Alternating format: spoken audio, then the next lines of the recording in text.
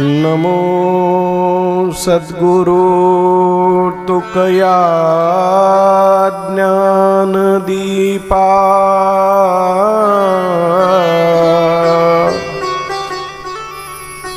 नमो सद्गुरु सच्चिदानंद रूपा नमो सद्गुरु भक्त कल्याण मूर्ति नमो सद्गुरु भास्करा पूर्ण कीर्ति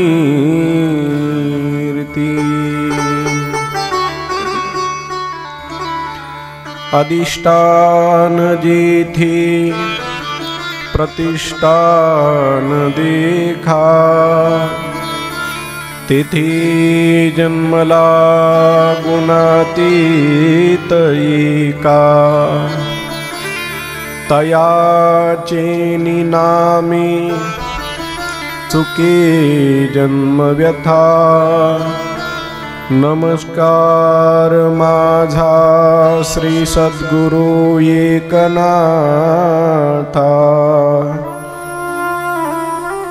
कलावज्ञ जीवोद्धरार्थावतारम् कलांकांकति ज्योतिकामोदिवक्त्रम् कलानीशवादापनोदार्हदक्षम् समाधिस्थमूर्तिं भजे ज्ञानदीवम्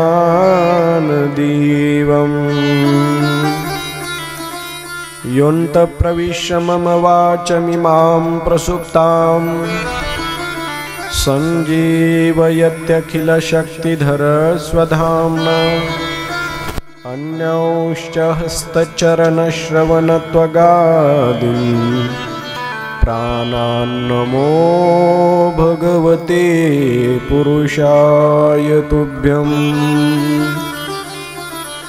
श्रीगुरुध्यान श्रीगुरु अर्चन हे न घडता मती होईल मंदा श्री गुरु विठ्ठल भावी वंदा दाखविती निज परमानंदा पुंडलीक वरदा हरि विठ्ठल श्री ज्ञानदेव तुकाराम पंढरीनाथ भगवान की जय। माऊली ज्ञानेश्वर महाराज की जय। जगद्गुरु तुकाराम महाराज की जय। शक्ती मुक्ताबाई की जय। सद्गुरु जोग महाराज की जय। दत्तात्रेय भगवान की जय।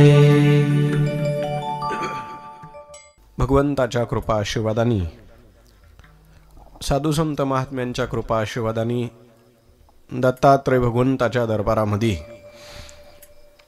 चालू असलेलं आपलं संत चरित्र कथा सगळ्यांच्या वतीने मला हा दिलेला विषय या संत चरित्र कथेचा विचार आपण या ठिकाणी करत आहोत। का संतांचं चरित्र ऐकावं, संतांचं चरित्र का ऐकावं? खरं तर ऐकण्यासारखं त्यांचं चरित्र आहे।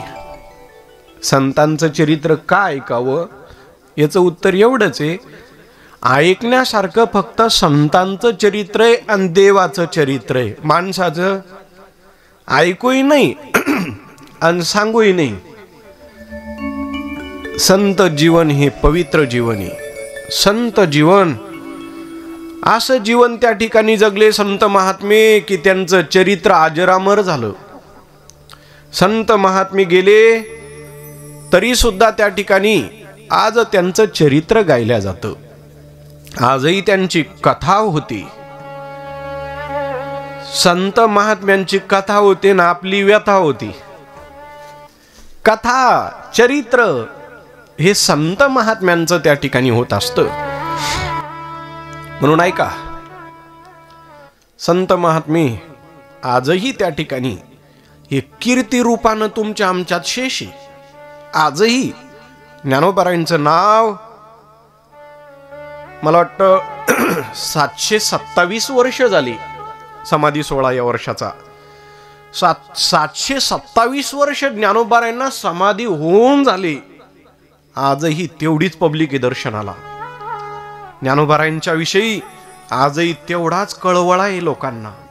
आजही आळंदीत धाव का घेतात लोक.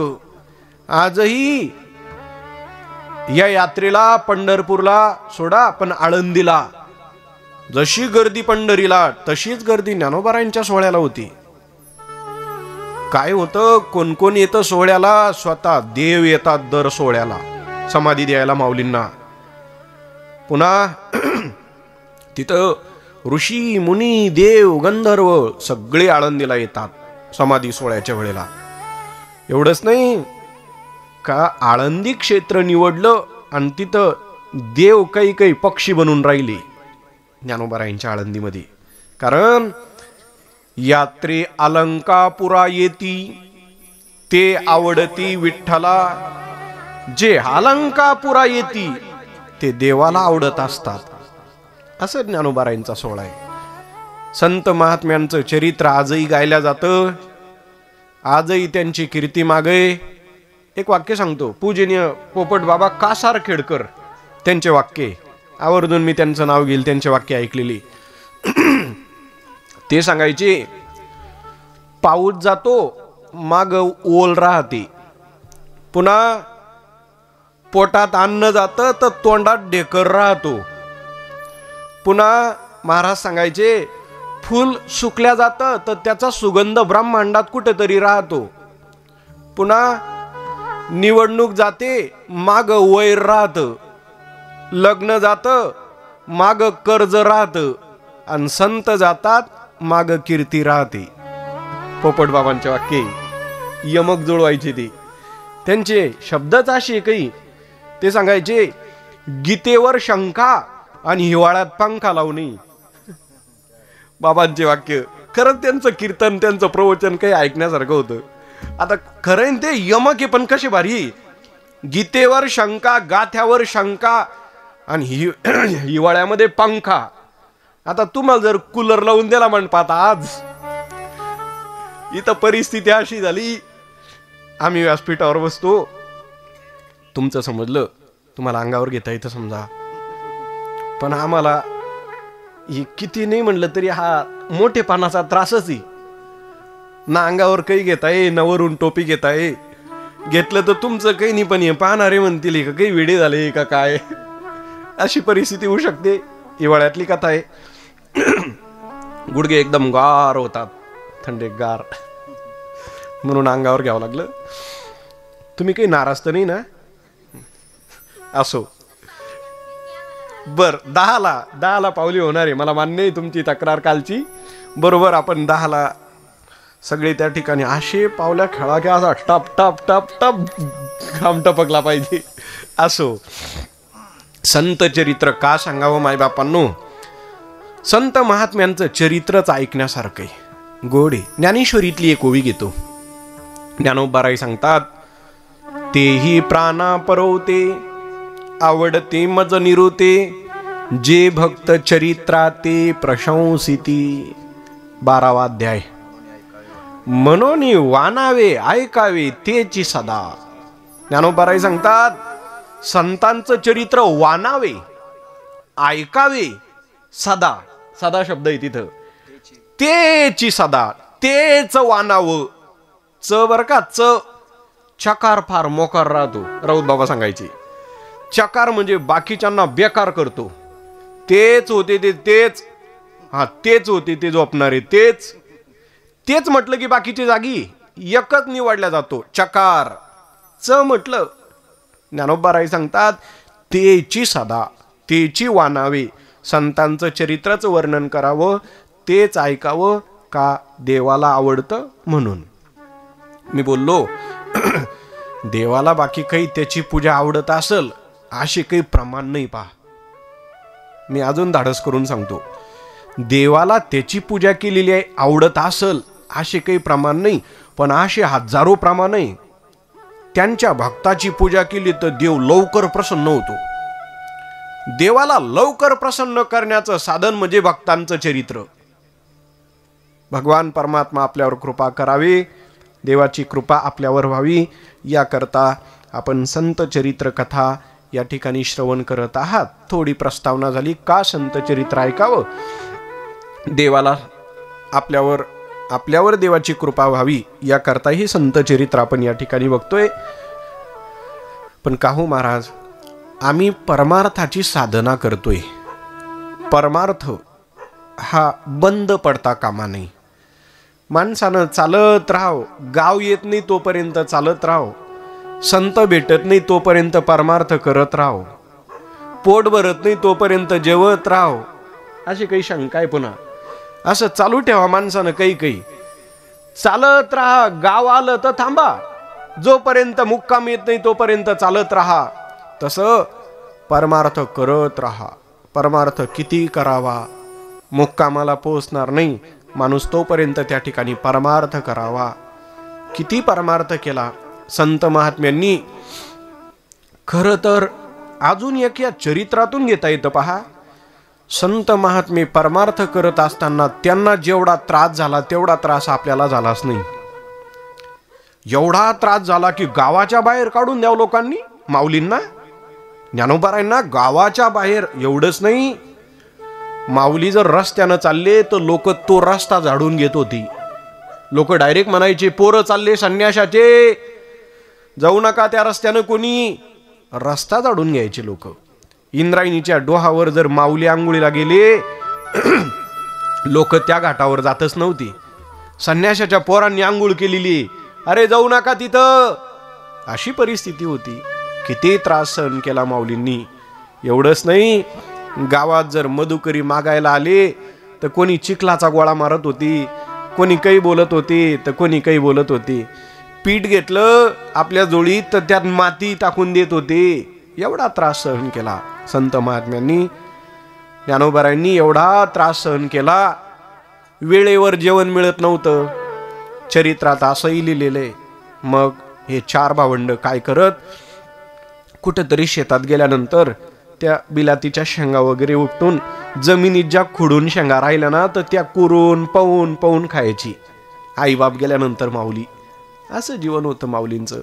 म्हणून आजही दर गुरुवारी माऊलींना शेंगदाण्याचा नैवेद्य असतो आळंदीत. आजचं सुद्धा माऊलींना त्या काळात शेंगदाणे खाल्ले आवडीनं, तर आज सुद्धा त्या ठिकाणी माऊलींना ते शेंगदाण्याचा नैवेद्य दाखवला जातो. काय विशेष आहे पहा. ज्ञानोबारायांच्या काळामध्ये त्या ठिकाणी ते असताना त्यांना खायला काही मिळालं नाही, आणि आज त्यांचं नाव घेतलं की कोणीच उपाशी राहत नाही. आज नुसतं ज्ञानोबारायांचं नाव घ्या, तुम्ही सोहळ्याला लागा, तुम्ही सोहळ्यात चला, दिंडीत चला, लाखो पब्लिक असते, पण पूर्ण सोहळ्यातल्या वारकऱ्यांना तुम्ही विचारा, एक तरी उपाशी राहतो का? एवढी पब्लिक, एवढा सोहळा, तुकोबारायांकडून तेवढीच पब्लिक, आळंदीवरनं तेवढेच वारकरी, पण तुम्ही कधी विचार केला? अहो, एवढा सोहळा, एवढे वारकरी, एक सुद्धा उपाशी राहत नाही. एकाची अशी तक्रार नाही, आम्हाला पाणी भेटलं नाही, आम्हाला जेवण मिळालं नाही, असं होतच नाही. याचं उत्तर आहे, एका वारकऱ्याने फार गोड भाव सांगितला. म्हटले, सोहळ्यामध्ये चालणाऱ्या व्यक्तीला त्या ठिकाणी मुक्कामाला वारकरी पोहोचले, ज्ञानोबाराय सगळ्यांचं निरीक्षण करतात म्हणे. पूर्ण सोहळ्याचं निरीक्षण माऊली करतात. सगळे वारकरी जेवले का नाही माऊली पाहतात, आणि मग नंतर माऊली विश्रांती करतात. सगळे वारकरी झोपले न, सगळ्यांना जेवू घालतात माऊली. नंतर माऊलींचा त्या ठिकाणी विश्रांती होत असते. असं माऊलींचं जीवन. खरं तर तुम्हाला अजून मी थोडं ठामपणे एक पुरावा सांगू शकतो. लोक बोलतात माऊलीचं दर्शन आजही होतं का? आज ज्ञानोबारायांचं दर्शन, ज्ञानोबाराय सतत या समाधीत आहे ना सदैव कीर्तन चालू आहे माऊलींचं. कथे त्या समाधीमध्ये बसून कीर्तन चालू आहे. कथा कीर्तन करीतो. या समाधीत माऊली बसलेले आणि माऊलीचं भजन चालू आहे. भजन माऊली सदैव चिंतनात आहे समाधीमध्ये. हे समाधी म्हणजे काय तुमच्या लक्षात आणून देतो मी. ज्ञानोबारायांची समाधी म्हणजे संजीवन समाधी. म्हणजे माऊली आजही त्यात बसलेले. तिथं जाण्याचा रस्ता होता खाली बर का. माऊली जिथून खाली उतरले ना, इथं या बाजूला महादेवाचं मंदिर आहे सिद्धेश्वर भगवंताचं. तिथं एक विवर आहे, तिथं एक शिळा आहे आणि ती शिळा त्या गुफेच्या तोंडाला अशी बंद केलेली. मी महात्म्यांच्या मुखातून असं ऐकलं की अगदी काही वर्षापूर्वी तिथून महाराज खाली जाता येत होतं. माऊलींच्या समाधीपर्यंत खाली जाता येत होतं. पण जास्त गर्दी वाढली आणि मग गर्दी वाढल्यामुळे लोकांना तिथं खाली काही पोहोचता येत नव्हतं. माऊलींची ती शिळा काढली. 1-2 दिवस असं मुख्य पर्वणी बघून तर तिथून लोक खाली उतरायचे आणि माऊली जिथं खाली बसलेले तिथं आजही दर्शन व्हायचं माऊलींचं. ज्ञानोबाराय साक्षात दर्शन देतात. आजही बऱ्याच साधकांना माऊलींचं प्रत्यक्ष दर्शन होतं. ज्ञानोबाराय आजही समाधीत विराजमानी. माऊली माऊली काय सोहळा हो. एवढे वारकरी जातात, वेडे कधी. माऊली बोलवतात म्हणून जातात. आषाढीला एवढी पब्लिक जाती, वेडी थोडा आहे. माऊलीचं नाव घेतात, पुढं चालतात, ज्ञानोबाराय त्यांना प्रेरणा देतात म्हणून जातात. आजही ज्ञानोबाराय आहे.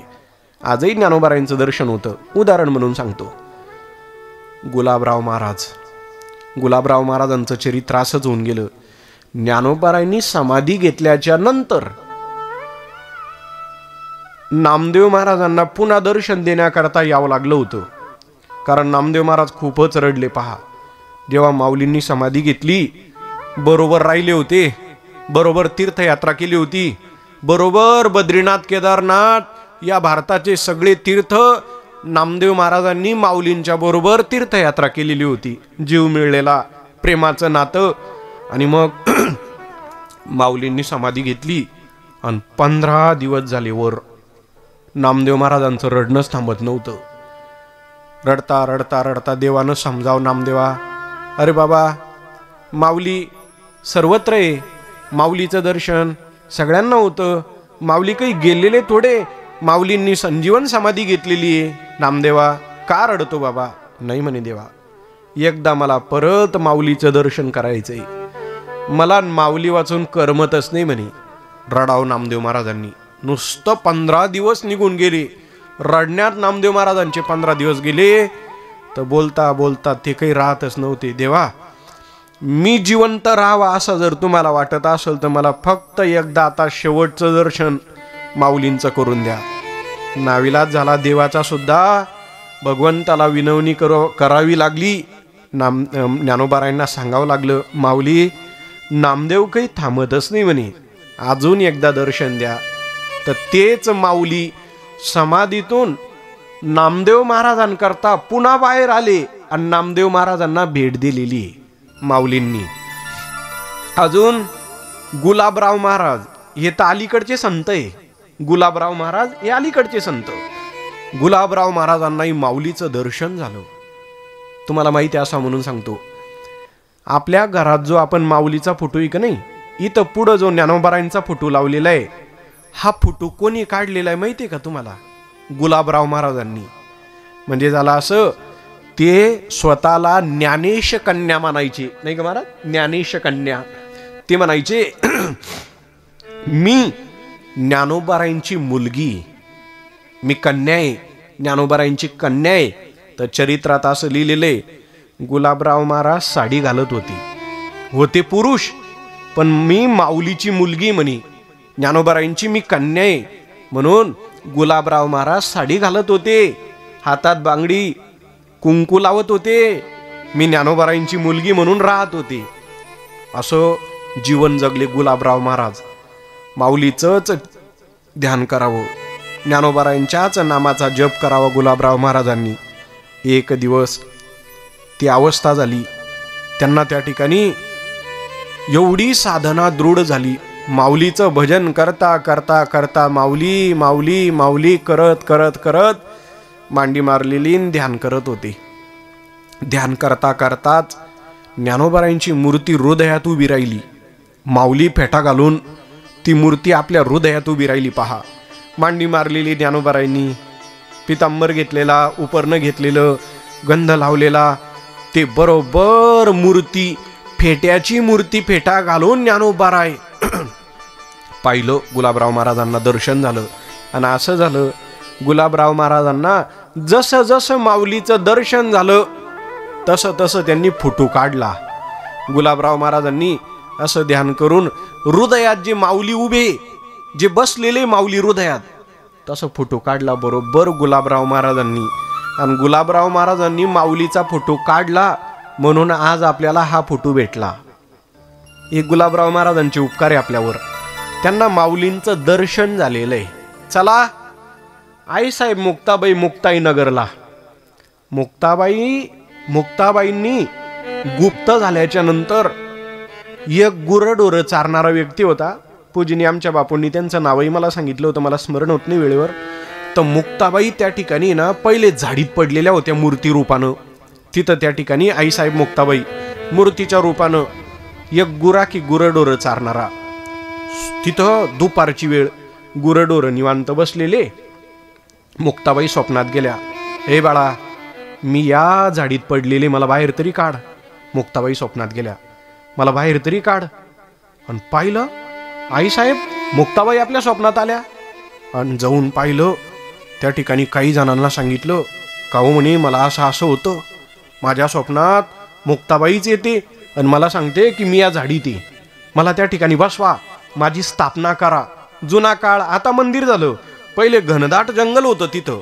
तुम्ही जर ते कोथळीला गेले, आईसाहेबांच्या गाव, तिथं मंदिरामध्ये कोथळीला एकदम घनदाट जंगल होतं.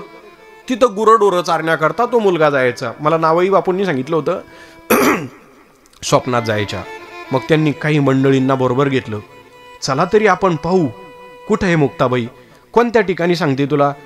त्या तिथं झाडीत म्हणे, घनदाट झाडी, आणि तिथं मुक्ताबाई सांगतात. आणि मग ही सगळी मंडळी गेली तिथं आणि पाहिलं तर यांना मुक्ताबाई भेटल्या. तिथं मुक्ताबाईंचं दर्शन झालं. आणि मग मुक्ताबाईंचं जिथं दर्शन झालं, आज तिथंच मंदिर झालं. हे कोथळीला बरं का महाराज, या कोथळीला मुक्ताबाई भेटलेलं आहे. आणि मग त्या ठिकाणी ती मुक्ताबाईची मूर्ती भेटली. मग वारकरी जमा झाली, बरेच वारकरी.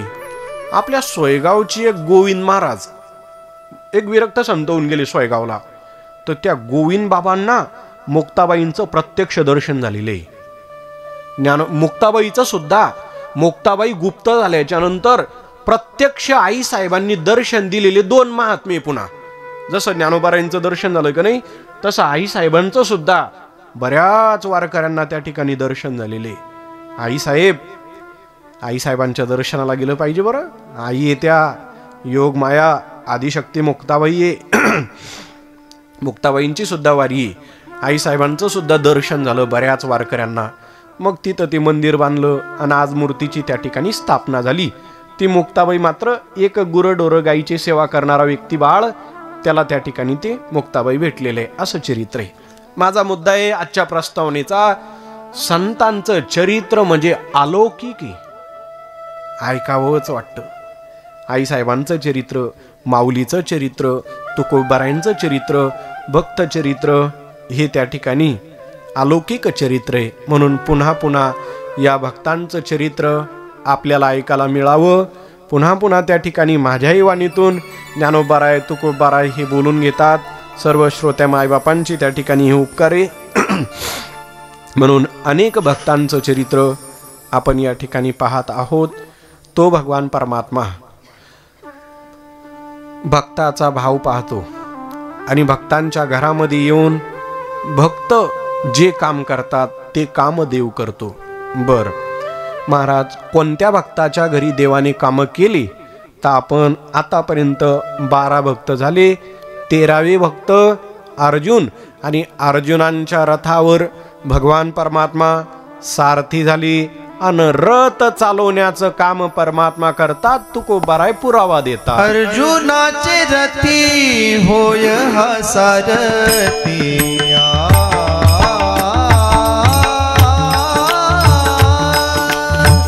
अर्जुनाचे रथी होय हा सारथी.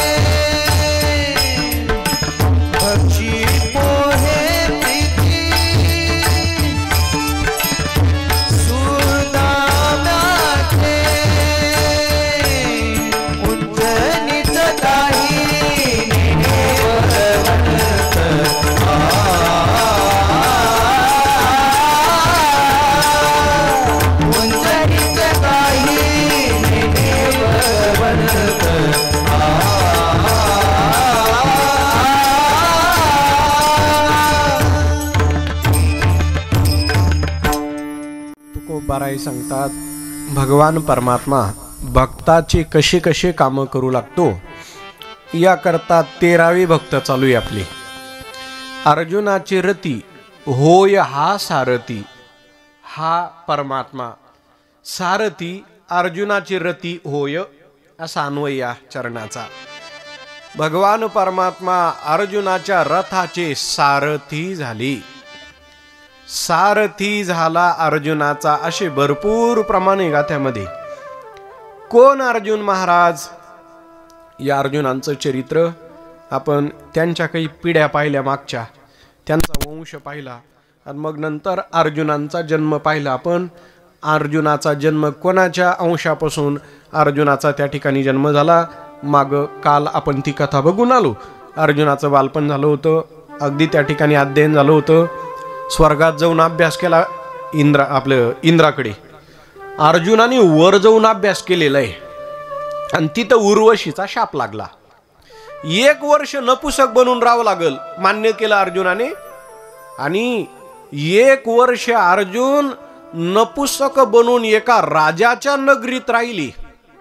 काल थोडं त्या राजाच्या नगरीचं वर्णन राहिलं होतं. त्या राजाचं नाव विराट. विराट नावाचा राजा. आणि तिथं अर्जुन नपुसक बनून 1 वर्ष राहावं लागलं. उर्वशीचा शाप खोटा ठरला नाही.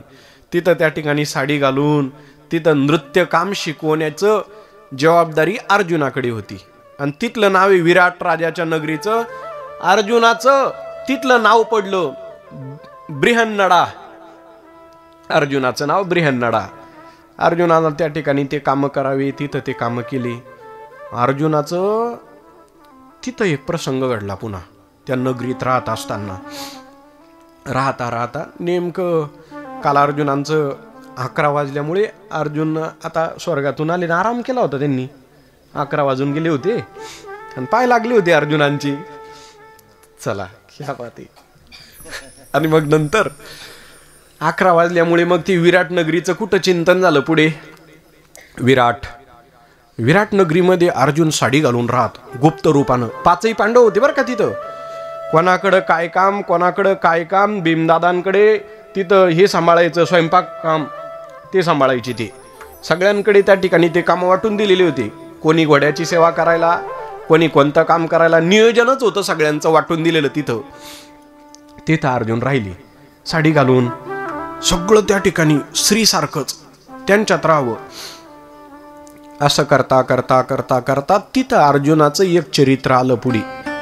काय झालं म्हणे, तिथं असताना, म्हणजे पुढचा भाग आहे बरं का हा, पण इथं आला विषय म्हणून आपल्याला पुढं चालायचंय.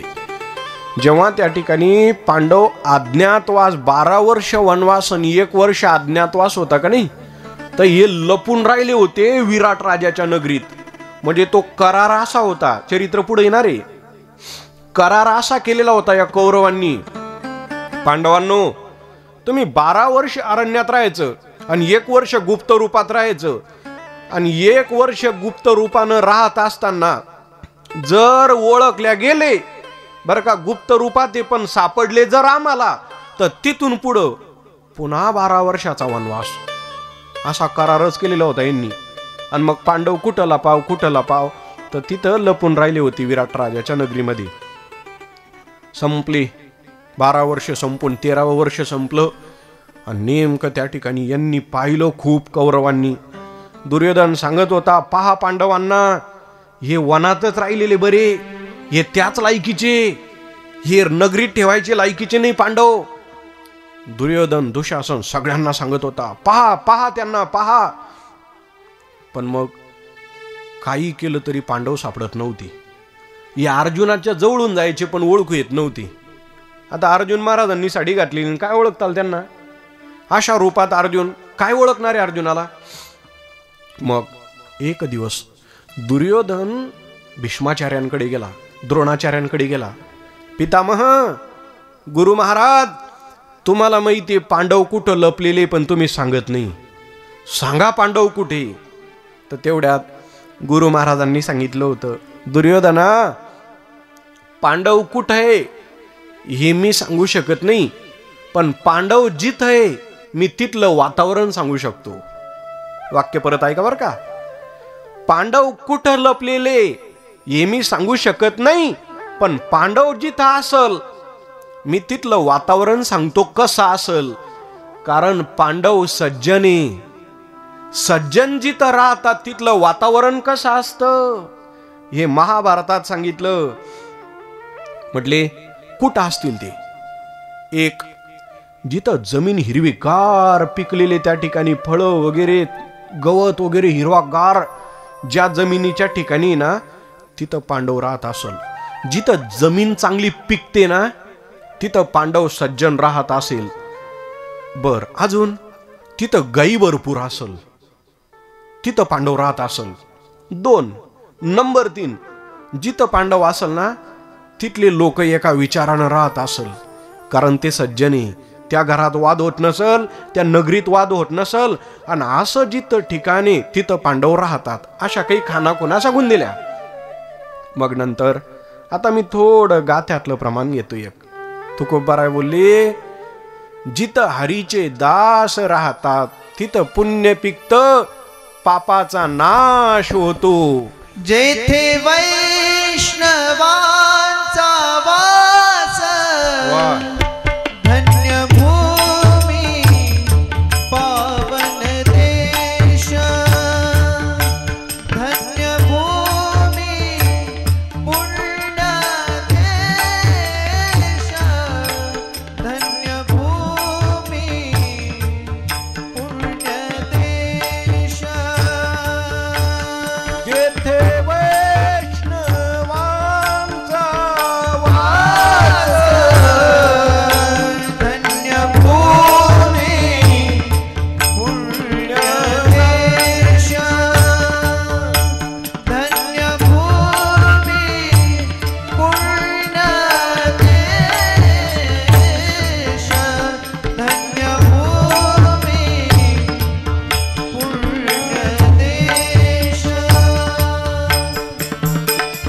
तुकोबाराय सांगतात, धन्य ती भूमी जेथे, जिथं हरिभक्त राहतात, जिथं संत महात्मे राहतात, ती भूमी धन्य, ते नगर धन्य, तिथले रहिवासी सज्जन धन्य, कारण जेथे तिथे हरीचे दास राहतात.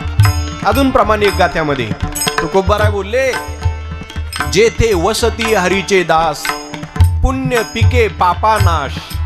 जिथं हरीचे दास राहतात म्हणे तिथं त्या ठिकाणी पुण्य पिकतं आणि पापाचा नाश होतो. आणि पापाचा नाश झाल्यामुळे पृथ्वी माता पिकते, गोमाता दूध देते, पाऊस लागल तेवढा त्या ठिकाणी पडतो.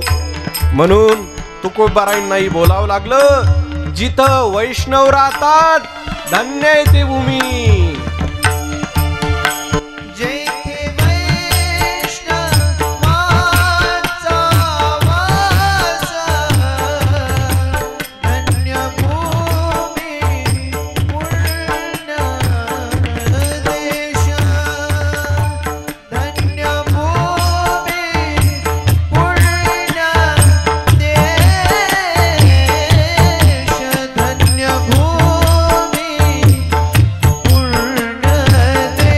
देश. जेथे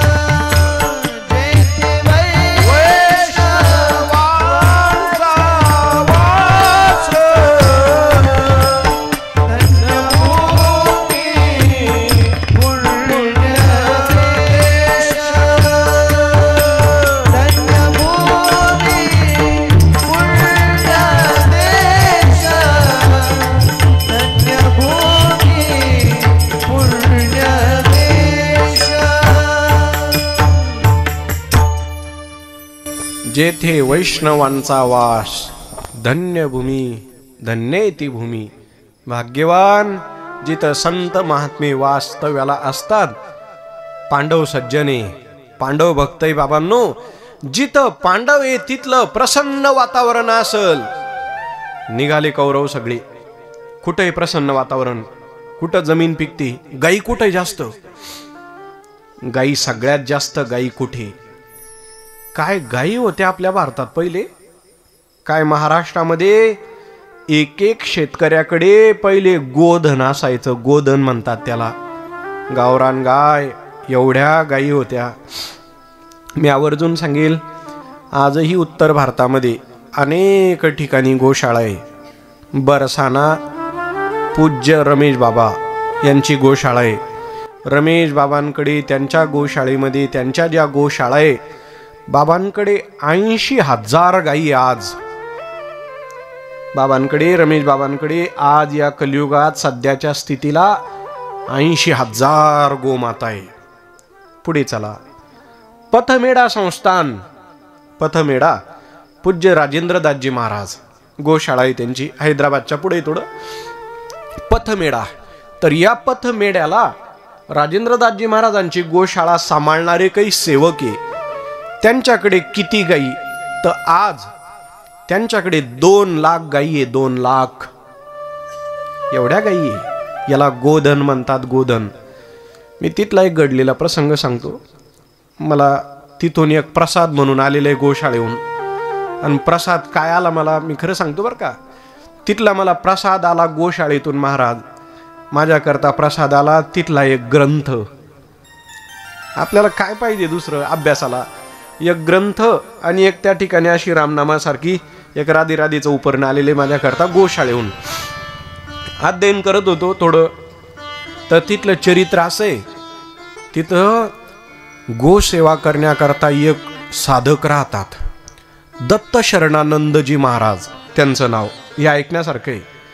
ते गोसेवा सगळं पाहतात. तिथलं नियोजन त्यांचं असं आहे. ते काय करतात पहा, त्यांनी 2-2.5 गायी अशा बाजूला काढलेल्या आहे. आणि ते त्या गायींना त्या ठिकाणी ज्वारी, बाजरी, गहू असं खाऊ घालतात. आणि मग खाल्ल्यानंतर त्या गायीच्या शेणातून ज्वारी पूर्ण बाहेर तशीच निघते. त्या गायीच्या शेणातून गहू पूर्ण बाहेर पडतात. आणि मग ते महाराज काय करतात, ते शेण सोबत घेतलं, त्याला धुवून घेतात. आणि मग त्या शेणातली ज्वारी जे निघल ते दळतात आणि मग खातात. शेणातून जे गहू निघल बाहेर ते दळतात आणि तेच खातात. असं त्यांचं जीवन आहे. ते गायीच्या माध्यमातून जे जे येतं तेच खातात. खरं तर ऐका, रोज माणसाच्या पोटात गावरान गाईचा काही का अंश होईना पोटात जायलाच पाहिजे. काय भाव आहे महात्म्यांचा. आपल्या महाराष्ट्रात एक कुटुंब असं पण गावरान गाईचं दूध घेतात, नाही भेटलं तर गावरान गाईचे ते शेण घेऊन त्यांनी गौरी थापून ठेवलेली, आणि गौरी नाहीच काही भेटलं प्रवासात तर ती गौरीचं एक कण काढतात आणि पोटात टाकतात. पण एक दिवस सुद्धा गावरान गाईचा एक अंश का होईना पोटात गेल्याशिवाय ते झोपत नाही, पाणी घेत नाही, काहीच नाही. असं जीवन. गावरान गोमाता फार मोठी ताकद आहे बरं. गोमाता विश्वाची माता आहे. गोमातेला आपण नैवेद्य देत असल तर फार मोठं म्हणजे पूर्ण ब्रह्मांड स्तुप्त करतोय आपण. माहिती असा म्हणून सांगतो तुम्हाला, आमच्या संस्थेत 30 विद्यार्थी. नियम असा केलेला आहे आम्ही पोरांनो, पहिला प्रसाद गोमातेला द्यायचा. पहिली पोळी झाली आपण गोमातेला द्या. तर तेव्हापासून आशीर्वाद असा लागला तर संस्थेमध्ये कधीच काही कमी पडत नाही. हा आशीर्वाद आहे गोमातेचा. बरं पुन्हा पहा तुम्ही, कोणा पुढे हात पसरायची गरज नाही. तुम्ही द्या धान्य, आणा तिला धान्य ते घेऊन जावा. आम्ही असं कधीच घडलं नाही, गरजच नाही. म्हणजे गोमातेनं दिलंच एवढं आम्हाला की कोणा पुढं हात पसरण्याची आवश्यकताच नाही. गोमाता सगळं देते, परमात्मा सगळं चालवतो. गोमातेच्या आशीर्वादानं हे सगळं चालतं. पहा काय सांगावं तुम्हाला. आमचे आई वडील गेले आता ब्रज 84 कोस परिक्रमा करून आले. त्यांनी तिकडची गोशाळा पाहिली. मला त्यांनी एक संदेश दिला, आता वर्षभर कथा करत जा, पण वर्षातली एक कथा आणि आलेली दक्षिणा सगळी गोशाळेला देत जा. असा माझ्या आईचा मला शब्द होता. म्हणून या पळशीमध्ये माझी कथा झाल्यानंतर जी दक्षिणा येणारी ती सगळी दक्षिणा गोशाळेला जाणारी. महाराज मला गावकऱ्यांचा या वर्षाला 1 रुपया सुद्धा मी घेणार नाही. स्वखर्चानं पेट्रोल ना टाकून आलो, जसा आलो खाली हाताने मी या वर्षाला तसाच जाणार आहे. तुम्ही तो पैसा, माझ्या आईंचा मला शब्द होता, वर्षातून 1 कथा गोशाळेकरता करायची. तर मग या वर्षाची पळशीची कथा मला तुम्ही आग्रही करू नका. माझा व्यासपटाहून शब्द गेलेला आहे. गोमातेच्या आशीर्वादानं काही कमी नाही आम्हाला. गोमाता सगळं देते. मी एवढेच रोज गोमातेला विनंती करतो, फक्त हे अंतःकरण पवित्र व्हावं. या मनातले दोष गेले पाहिजे, अजून या मनातले कपट गेला पाहिजे. पाहिजे तसं मन अजून आम्हाला साथ देत नाही. ही विकार गेले पाहिजे आणि भगवत प्राप्ती झाली पाहिजे. दुसरं काय, ज्ञानोबारांनी पदरात घेतलं पाहिजे. देवाची कृपा आपल्यावर झाली पाहिजे. म्हणून ही गोसेवा तुमच्याकडूनही घडावी, आमच्याकडूनही घडावी. म्हणून माझी तेवढी विनंती गावकऱ्यांना, व्यासपीठ सगळ्या महाराजांना, की एवढी कथा माझी गोशाळे करता. माझ्या आईचा हा शब्द आहे. माझ्या आईने पाहिलं, वडिलांनी पाहिलं, ते आता पै गेले होते. मागं नर्मदा मैयाची परिक्रमा केली 3.5 महिने, आणि आता गेले 84 कोस परिक्रमा केली त्यांनी. आई आणि वडील, आमची मावशी वगैरे, बाकी गावातून 9 जण होते, परत काका वगैरे, या सगळ्यांनी ब्रज 84 कोस परिक्रमा केली. म्हणजे जिथं जिथं परमात्मा राहिलेले 1.25 महिना लागला जवळपास. पै चालत चालत चालत बाबांसोबत, रमेश बाबांसोबत त्यांनी ती परिक्रमा केली. परिक्रमा करता करता मग ती गोशाळा पाहिली, सेवाभाव पाहिला लोकांचा. मग त्यांना कळलं की आपण तर काहीच करत नाही. आपलं पोरग कथा करतं, पण आपण काय देवासाठी देऊ शकतो, काय गोमातेसाठी आपण करू शकतो. म्हणून माझ्या आईचा तेवढा एक शब्द आहे, वर्षातून 1 कथा गोमाते करता. असो, भगवान दत्तात्रयांच्या कृपा आशीर्वादाने, गोमातेच्या कृपा आशीर्वादाने तेवढी आपण सेवा या ठिकाणी करूया. मी एवढंच सांगेल जाता जाता, गावरान गोमाता ज्यांच्या गोठ्यात त्यांच्या घरात साक्षात विठोबाचे पाय वास्तव्याला थांबतात, राहतात, परमात्मा राहतो. म्हणून माणसाने रोज गोमातेला पहिली पोळी द्यावी, चपाती द्यावी. पूर्ण देवांना आपण जेव घातलं ते पुण्य मिळतं. अजून आमचे बापूजी सांगायचे, जर आपण परमेश्वर बापू बरं का आमच्या संस्थांवर, श्री क्षेत्र आणवा संस्थान दादा महाराजांचं परंपरेमध्ये, तर तिथं गोंदखेडचे आमचे बापू आहे, फार अभ्यासू, गाथ्याचा फार सखोल अभ्यासी. ते सांगायचे गावरान गोमातेला जर आपण रोज चपाती देत असल तर आपल्या घरावर संकट येत नाही, अकाळी मृत्यू येत नाही. गोमातेला घरातलं संकट ती कळतं आणि वरच्या वर त्या ठिकाणी संकट देईल ते गोमाता. एवढं सामर्थ्य आहे गोमातेमध्ये. चला मायबापांनो, माझा मुद्दा होता गोसेवा. किती गायी होत्या विराट राजाच्या नगरीमध्ये, एवढ्या गायी विराट नगरीमध्ये, भरपूर गायी त्या ठिकाणी. आणि मग झालं असं, जिथं गायी भरपूर आहे तिथं पांडव राहत असतील, काढा बाहेर त्यांना. दुर्योधन त्या ठिकाणी सगळ्या सैन्यांना सांगतोय. पण मग त्या गायी पळवणं सोपं नव्हतं, कारण विराट नगरीमध्ये सुद्धा त्या ठिकाणी सैन्य होतं. मग गायी पळवण्याकरता भीष्म, द्रोण, त्या ठिकाणी पुन्हा कर्ण, दुर्योधन, दुःशासन विराट राजाच्या नगरीमध्ये विराटांच्या गायी पळवण्याकरता ही सगळी निघाली.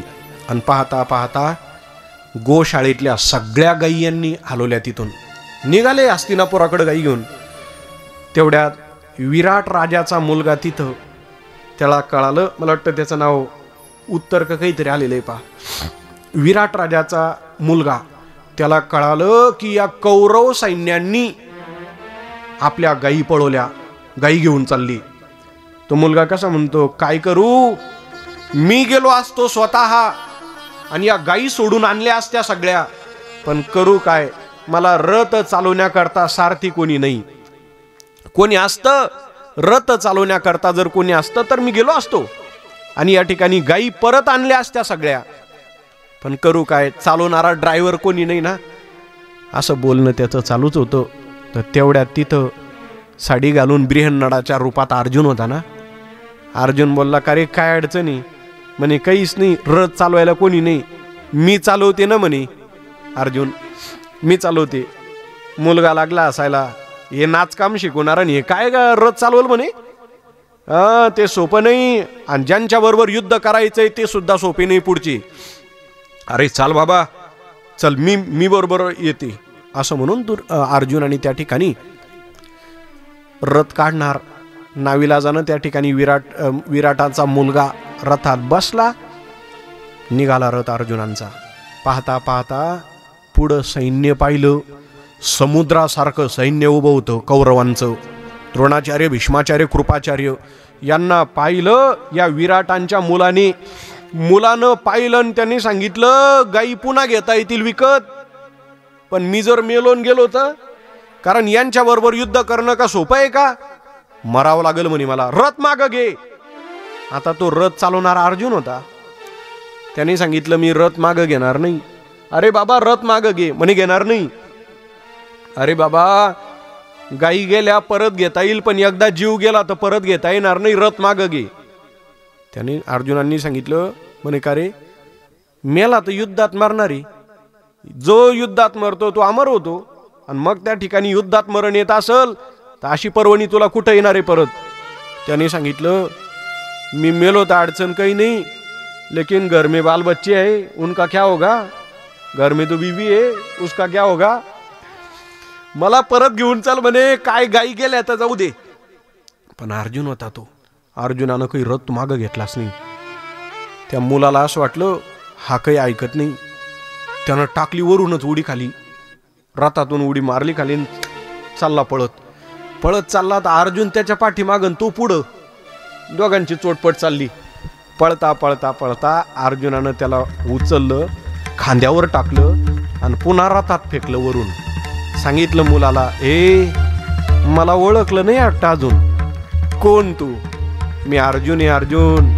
अरे बापरे, तू जर अर्जुन आहे, आणि मग आजपर्यंत आमच्या विराट नगरीमध्ये गुप्त रूपानं तुम्ही राहिले कशी?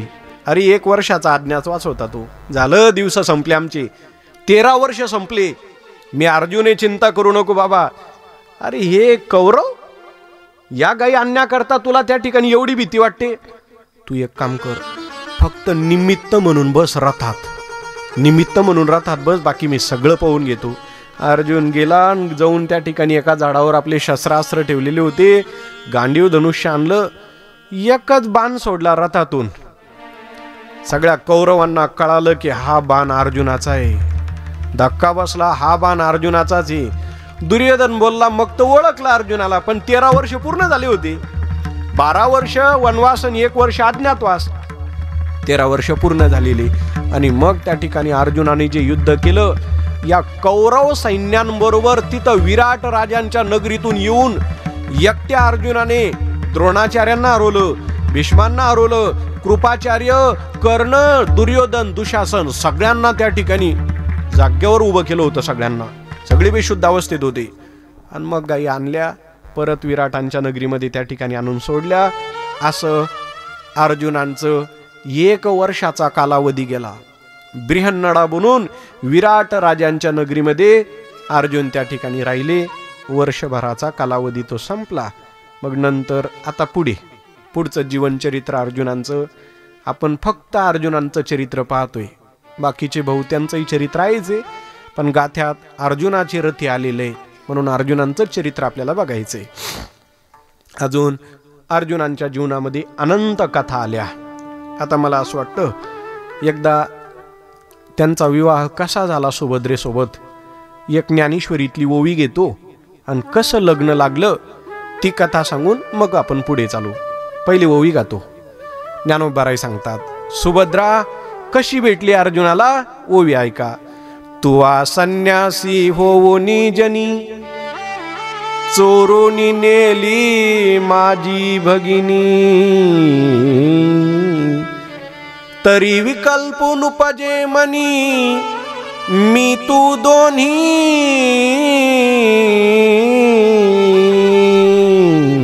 स्वरूप एक. माऊली सांगतात, अर्जुनाने म्हणे संन्याशी होऊनी जनी, संन्याशी बनून आणि मग सुभद्रेबरोबर लग्न केलं. कसं महाराज, आम्हाला विस्तारानं कथा सांगा. मग शेखर महाराज फार गोड कथा सांगायचे, पंढरपुरात ही कथा. अर्जुनांचं चरित्र आपण पाहतोय. कसं लग्न झालं, पंढरपुरात कथा ऐकली होती महाराजांच्या मुखातून. काय झालं म्हणे, ज्ञानेश्वरीत पुरावा आहे बरं का. भक्त भगवंतावर त्या ठिकाणी किती प्रेम करतात आणि देव सुद्धा अर्जुनावर किती प्रेम करतात, ती या कथेतून सिद्ध होतं. पुढं पुन्हा देवाची बहीण सुभद्रा, आपली बहीण आहे सुभद्रा. मग झाला असं, अर्जुनाला जो वनवास घडला तो नुसतं 12 वर्षाचाच नाही, 24 वर्षाचा. पांडव जे बाकीची भाऊ होती का नाही, त्यांना 12 वर्ष. पण एकमेव या 5 भावांमध्ये अर्जुन असा होता, अर्जुनाला वनवास होता 12-24 वर्षाचा. त्याची कथा आली परत, विस्ताराने कथा आहे.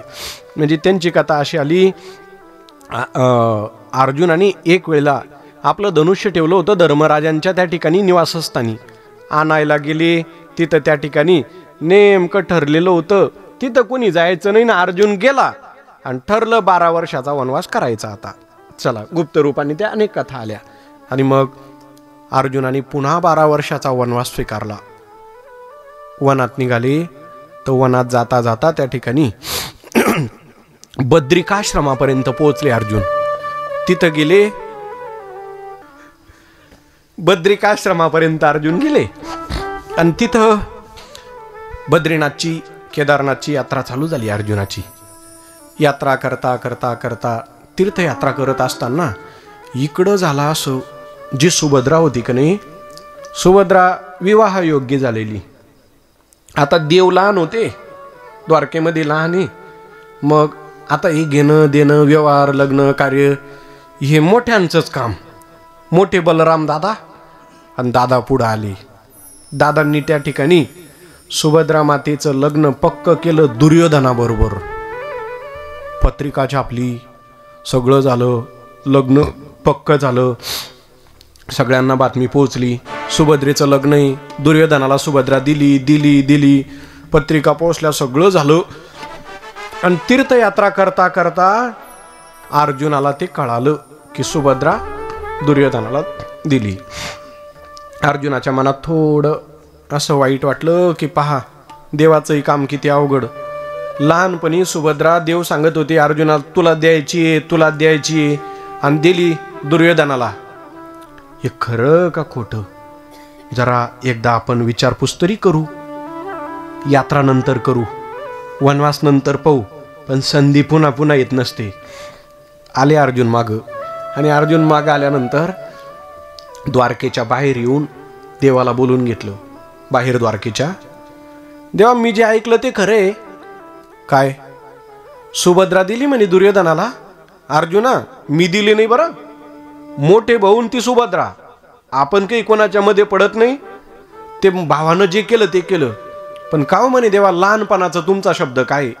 मी लहान होतो तर तुम्ही लहानपणी मला सांगायचे की सुभद्रा तुला द्यायची, अर्जुना ही तुम्हाला द्यायची, लहानपणाचे शब्द. आणि तुम्ही लहानपणी आमचं लग्नही लावून दिलं होतं ना एकदा. म्हणजे ते लहान लहान होते ना, तर असं खोटं नाटं लग्न लावून दिलं होतं. जसं आता नाही का पोरं लग्न लावतात. 2 काड्या उभ्या केल्या, झालं त्यांचं लग्न चालू. आणि बरं त्यांचे पाकवानं काय, मातीचं डेकूळ ठेवलं पानावर, बसले जेवायला. लहान लहान पोरांचं जसं तसं अर्जुनाचं बालपणामध्ये लहानपणामध्ये देवानं असंच लग्न लावलं होतं. आणि तेव्हा देव बोलले होते, अर्जुना ही सुभद्रा आहे ना मी तुलाच दिल नंतर. असं चरित्र आलं. का म्हणे देवा मग तुम्ही तेव्हा असं बोलले, मग आता सुभद्रा दिली कशी? अरे अर्जुना तुला एकदा सांगितलं ना, दादानं दिली, बलराम दादांनी. मी दिली नाही बाबा बहीण, काय करू, मी लहान पडलो, बोलता येत नाही. देवा असं चालणार नाही. आणि महाराज सांगायचे, शेखर महाराज, अर्जुन लागला म्हणे रडायला मनातल्या मनात. असं त्या ठिकाणी रडायला यायला लागला अर्जुनाला. देवानं पाहिलं भक्ताचं रडणं देव काही पाहू शकत नाही. अर्जुना नको रडू, सुभद्राच पाहिजे ना. हा सुभद्राच पाहिजे, पण एक काम करावं लागेल मग तुला.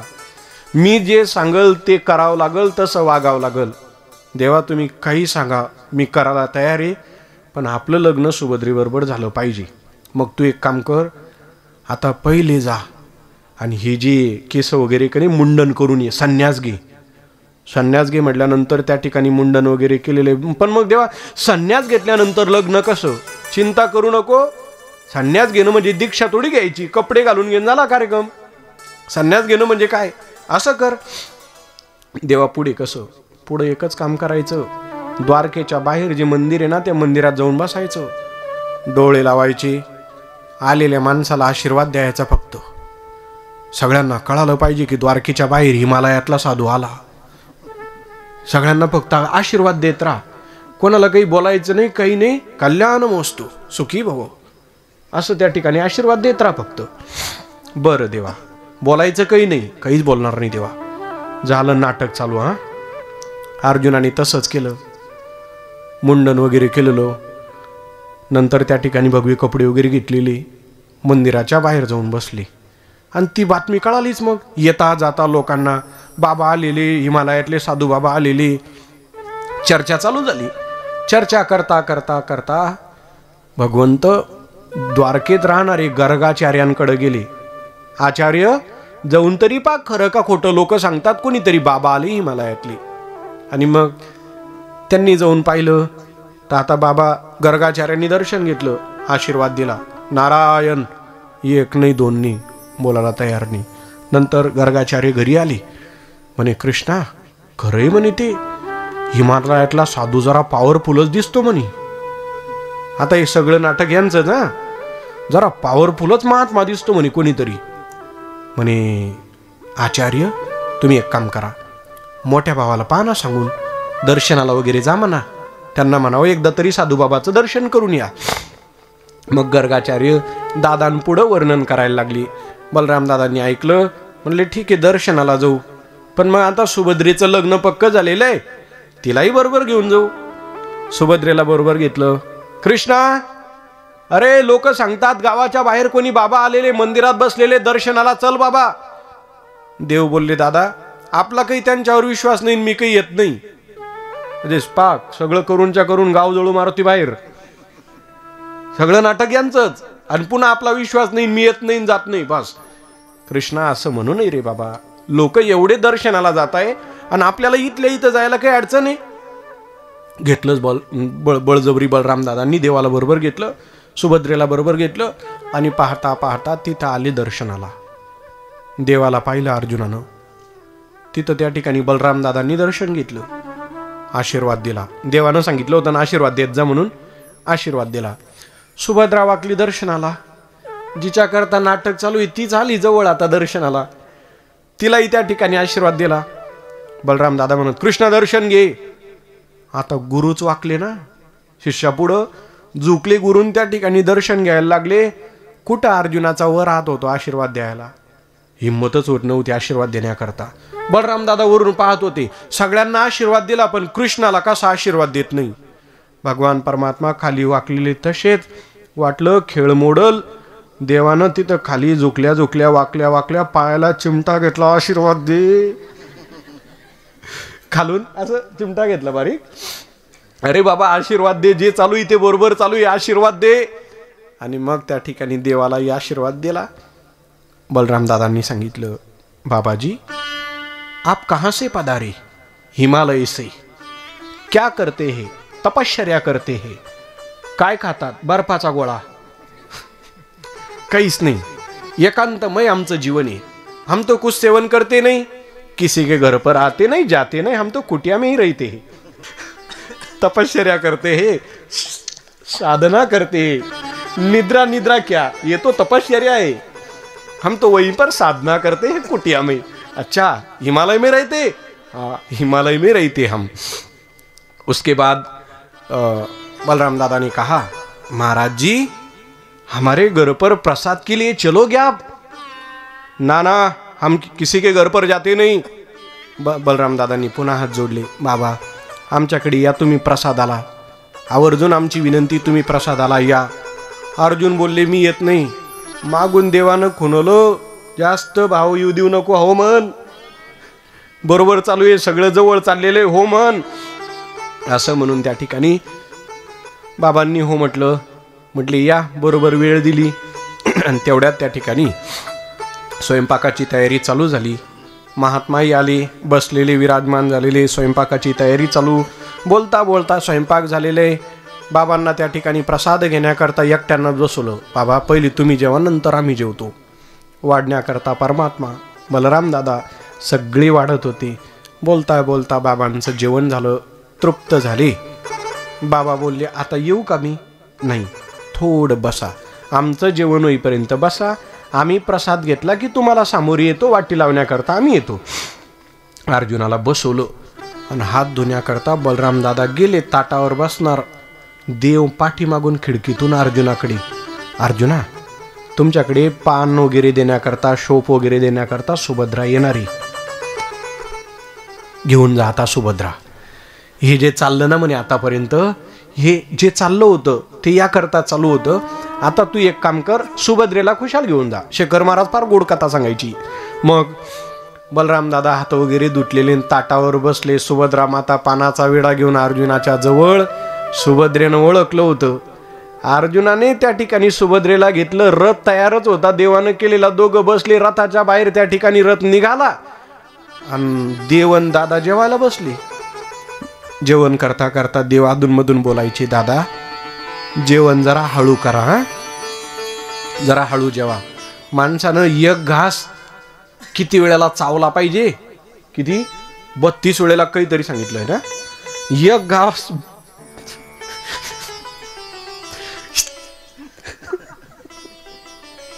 एक घास 32 वेळेला चावला पाहिजे. आता एक घास 32 वेळेला एवढं बारीक करत राहिलो तर कधी भरायचं? कसं शक्य आहे ते? पण असं आलेलं की चावून चावून चावून माणसाला त्या ठिकाणी मग पचतं, सगळं व्यवस्थित होतं, शरीराची क्रिया व्यवस्थित राहते, असं वर्णन आलेलं आहे. आणि मग नंतर जेवण झालं. जेवण झाल्याच्या नंतर बैठक रूममध्ये, कृष्णा आपल्याला बाबाला सामोरी जायचंय, चल. येत नाही म्हणे मी. सामोरी जायचं? आपण कोणाच्या मधात पडत नाही. तुम्ही जा, सामोरी जा का काही करा, वाटी लावा तुम्ही तुमच्या परीनं, जसं आणलं तसं सोडून या बाबाला. आणि आले बैठक रूममध्ये तर बाबाही नाही, बहीणही नाही, सगळे गेलेले. कृष्णा बहीण नाही. तेवढ्यात एक जण बाहेर आला. दादा आम्ही पाहिलं. कुठं? एक जण आला म्हणे, तो रथात बसून घेऊन गेला संन्याशी बाबा. अरे कृष्णा तुला माहिती झालं? म्हणे हा, लोक सांगत होते. मी यामुळेच सांगत होतो त्या बाबाला तुम्ही घरी आणू नका. मी यामुळेच सांगत होतो दादा तुम्हाला. पहा देवाची लीला पहा. आपली बहीण भक्ताला द्यायची तर कसं नाटक केलं देवानं. ज्ञानेश्वरीत पुरावा आहे बरं का या पूर्ण चरित्राला. मग नंतर कृष्णा पण मग आता कसं करायचं? चल आत्ताच रथ घेऊन आपल्याला त्या ठिकाणी या संन्याशाला दाखवून द्यायचं की तू सुभद्रेला घेऊन गेला बाबा, प्राणदंड देणार. देवानं रथ जुंपला, रथ चालू झाला, रथ चालतोय. चालता चालता चालता त्या पाठीमागं रथ जात होता. पण तेवढ्यात झाला असं, सुभद्रेने सांगितलं, अर्जुना मी रथ चालवते, तुम्ही युद्ध करा. सुभद्रा रथ चालवत होती ना, अर्जुन युद्ध करता हातात बाण घेतला, पाठीमागे युद्ध करणार. तर देव बोलले दादाला, दादा तुम्ही काय बोलले? संन्याशानं आपली बहीण पळवली. हा, बहिणीनं संन्याशी पळवला. तुम्ही पहा ना, रथ कोण चालवतंय? आपली बहीणच चालवते ना. बहीण जर रथ चालवते तर मग संन्याशावर, त्यांच्यावर आळ का घ्यावा आपण? दादा तुम्ही थोडं अजून शांत व्हा, तुम्ही थोडं शांत व्हा, अजून राग शांत करा, युद्ध करू नका. का दादा? आपल्याला आपली बहीण कोणाला द्यायची होती? चांगल्या योग्य व्यक्तीला द्यायची होती ना. ते जर योग्य असेल, कशाहून योग्य? आपली बहीण ज्या आरती घेऊन जातो ते योग्य नाही तर कशी? एवढी हिंमत जो करतो तो काही साधारण असेल? मला असं वाटतं योग्यच असेल. आणि दादा तो जर अर्जुन असेल तर? कृष्णा म्हणजे तुला काय सांगायचं? दादा तो दुसरा तिसरा कोणी नाही, तो माझा भक्त अर्जुन आहे. आणि मग बलराम दादा बोलले तिथं, तो जर अर्जुन आहे तर ही सगळी लीला आणि सगळं नाटक तुझंच आहे. हे जे घडलं आतापर्यंत हे चरित्र, हे तुझ्या वाचून घडू शकत नाही. काय ताकद आहे अर्जुनाची यायची. ज्ञानोबाराय सांगतात, देवानं आपल्या भक्ताकरता स्वतःची बहीण देऊन टाकली. ओवी ऐका, तो संन्यासी होवनी जनी, संन्यासी होनी चोरोनी नेली माझी भगिनी. भगिनी म्हणजे बहीण. बहिणीला त्या ठिकाणी देवानं स्वतः देऊन टाकलं. असा अर्जुन, आणि या अर्जुनावर भगवान परमात्मा असं प्रेम करायची. हे एक अर्जुनाचं चरित्र आपल्याला अर्जुनच सांगायची. असं अर्जुनांचं चरित्र. अशा पद्धतीने भगवान परमात्मा भक्त अर्जुनावर प्रेम करत होते. खूप प्रेम केलं अर्जुनावर देवानी. किती प्रेम केलं, एक एक कथा भाग आपण त्या ठिकाणी बघतोय. जिव्हाळा, प्रेमच एवढं होतं, एवढा जिव्हाळा की एवढंच नाही, अर्जुन जर दिसला नाही तर देवाला करमत नव्हतं. अशा ओव्या ज्ञानेश्वरीमध्ये देव तर बोलले, अर्जुन आणि मी दोन नाही, आम्ही एकच आहे. मी तू दोन्ही स्वरूप एक, फक्त निमित्त म्हणून अर्जुन आहे, नाही तर आम्ही दोघं दोन नाही, आम्ही एकच आहे. एवढं प्रेम करावं भक्तावर, किती भक्तावर प्रेम करावं. एक नवीन कथा आहे पहा थोडी. अर्जुनाची प्रतिज्ञा पूर्ण करण्याकरता देवाने माघार घेतली आणि प्रतिज्ञा मोडून टाकली. माझा भक्त जर पुढे तर मी माघार घ्यायला तयार आहे. म्हणजे प्रसंग असा घडला होता. आता ही कथा देहूचे गुले बाबा त्यांनी सांगितली. एकदा काय झालं म्हणे, गालव मुनी त्या ठिकाणी, गालव मुनी म्हणतात, गालव मुनी त्यांचं ऋषींचं नाव आलेलं आहे. ते एकदा नदीमध्ये स्नान करत होते. आंघोळ चालू, स्नान करत असताना सकाळी सकाळी, आता स्नानाची पद्धत आहे, तीर्थात गेल्यानंतर कसं स्नान करावं त्याचा विधी सांगितलेला आहे. तीर्थात गेले तर कमरा एवढं पाणी तरी असावं इथपर्यंत. पुन्हा जिथून प्रवाह येतो त्या दिशेला तोंड असावं आणि मग डुबकी मारावं. तीर्थात पोहणं चालत नाही बरं का. तीर्थात जाऊन जर माणूस पोहला तर तीर्थाला लात मारल्यासारखं होतं. ते काही लोक चंद्रभागेत जातात आणि तिथं जाऊन पोहतात. आपल्या शेततळ्यात पोहा मोकळं 2-3 तास. पण तीर्थात जाऊन माणसानं त्या ठिकाणी पोहू नये असा विधी सांगितला. गालव मुनींचं स्नान चालू नेमकं हातात पाणी घेतलेलं, सूर्याला अर्घ्य देत होती. ती हातात पाणी घेतलं उंदळामध्ये आणि सूर्याला अर्घ्य देत होती. तेवढ्यात आकाश मार्गानं चित्रसेन नावाचा गंधर्व चाललेला. सकाळी सकाळी त्यांनी त्या ठिकाणी आकाश मार्गानं सकाळी जात असताना खाली काही पाहिलं नाही, त्याचा नाश्ता वगैरे झालेला, आणि तो आकाश मार्गानं जात असताना पानाचा विडा भरलेला, आणि वरून जाता जाता नेमकं तो वरून पानाचा विडा, ते तोंडातलं पाणी त्याने खाली थुकलं. वरून थुकलं आणि वरून थुका तो कुठंच न पडता ओंजळीत पडला ऋषीच्या, गालव मुनींच्या. त्यांच्या हातात ते पडता बरोबर राग आला त्यांना. माझा अपमान केला या चित्रसेनानं. गालव मुनींना राग आला. थुंका जेव्हा त्या ठिकाणी हातात पडला, राजमाऊली हातात पडता बरोबर मुझे अंदर की बात पता है. नंतर त्या ठिकाणी हातात पड हातामध्ये त्या ठिकाणी ते वरून. आता असं असतं पहा, हे जरा अवघडच आहे. माणूस कुठं थुकल कुठं काय करल हे सांगता येत नाही. मग रस्ता पहा तुम्ही सकाळी सकाळी रंगलेलाच राहतो. आणि मग राग आला गालव मुनींना. चित्रसेनाचा राग आला. देवाला जाऊन याचं नाव सांगतो म्हणे आणि याला त्या ठिकाणी देवाच्या हातानंच दंड देतो. गालव मुनी भगवंताकडे द्वारकेत गेले. देवा, तुमच्या राज्यात आम्ही राहतो, तुमची सेवा करतो आणि आमचा अपमान. काय केलं? वरून थुंका टाकला. ओंदळीत पाणी घेतलं, सूर्याला अर्घ देत होतो.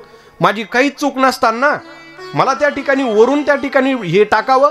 माझा काय दोष, माझी काही चूक? देवा तुम्ही सांगा. देवानं ऐकून घेतलं. एका ऋषीचा आपण असताना अपमान होतो. लगेच देवानं त्या ठिकाणी प्रतिज्ञा केली. मुनीजी चिंता करू नका, 24 तासाच्या आत त्याला मी प्राणदंड देतो. चित्रसेनाला म्हणजे मारतो. कळालं चित्रसेनाला सुद्धा. देवानं प्रतिज्ञा केली. तेवढ्यात तिथं नारदाला कळालं की नेमकं क्षुल्लक कारणावून भगवंताने त्यांना मारण्याची प्रतिज्ञा केली. नारद बोलले, आता या चरित्रात मला सहभागी व्हावं लागेल थोडं. मी जर पुढं नाही आलो तर गंधर्व गेला तो चित्रसेन. नारद मध्यस्थी आले. नारद गेले चित्रसेनाकडे. का रे, तुला माहिती झालं देव जगाचा मालक द्वारकेतला तुला मारायला येणारे. म्हणे का? तू वरून थुंका टाकला. नारद महर्षी, आपल्या ध्यानी मनी नाही म्हणे, पण मग काय करता आता, देवाची प्रतिज्ञा. नारदांचे पाय धरली. मला वाचवा नारद महर्षी, तुम्हीच वाचू शकता मला आता. नारदांचे पाय धरले. संतांचं हृदय नारदांचं महात्माय. दया आली. म्हटले का रे, तुला वाचायचंय का?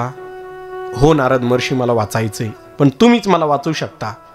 माझ्या बरोबर चल. नारदांनी बरोबर घेतलं चित्रसेन गंधर्वाला आणि बरोबर घेऊन द्वारकेच्या जवळ आली. द्वारकेत नारद आले तर सुभद्रा मातेची भेट घेतली. सुभद्रा, पंचांग वगैरे वाचत असते का अधूनमधून? अधूनमधून ग्रंथ पाहिले पाहिजे का मोबाईलच पाहता? नाही नाही, ग्रंथ पाहते. अधूनमधून ग्रंथही पाहिला पाहिजे, शास्त्रही पाहिलं पाहिजे. आणि मग नंतर त्या ठिकाणी नारद महर्षी काय सांगायचंय तुम्हाला? पंचांगामध्ये शास्त्रामध्ये आजचा मुहूर्त असा सांगितला, आज जो कोणी यमुना नदीमध्ये रात्री 12 वाजेला स्नान करेल, कितीही मोठं पाप असेल, पातक असेल, सगळं जळून भस्म होणार. पर्वणी आली, पर्वणी. जशी चंद्रग्रहण सूर्यग्रहण ही पर्वणी, तसं सुभद्रा आजची पर्वणी आलेली. म्हणे काय करू? रात्री 12 वाजेला यमुना नदीमध्ये स्नान करायचं आणि स्नान केल्यानंतर बाहेर आल्यानंतर कोणी जर दुःखी दीन व्यक्ती जर दिसला आणि त्याची इच्छा जर पूर्ण केली सुभद्रा, तर पुन्हा विशेष पुण्य आहे. का हो नारद महर्षी, पण अशी काही चर्चा नाही या मुहूर्ताची. हे गुप्त आहे. हा मुहूर्त गुप्त मुहूर्त आहे. लोकांना काही माहिती नाही, एवढं बारीक कोणी पाहत नाही.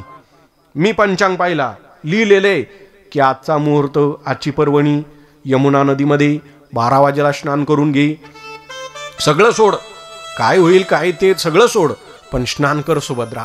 आणि बाहेर आल्याबरोबर जर कोणी दुःखी दिसलं तर त्याची इच्छा जर पूर्ण केली तर पुन्हा विशेष पुण्य.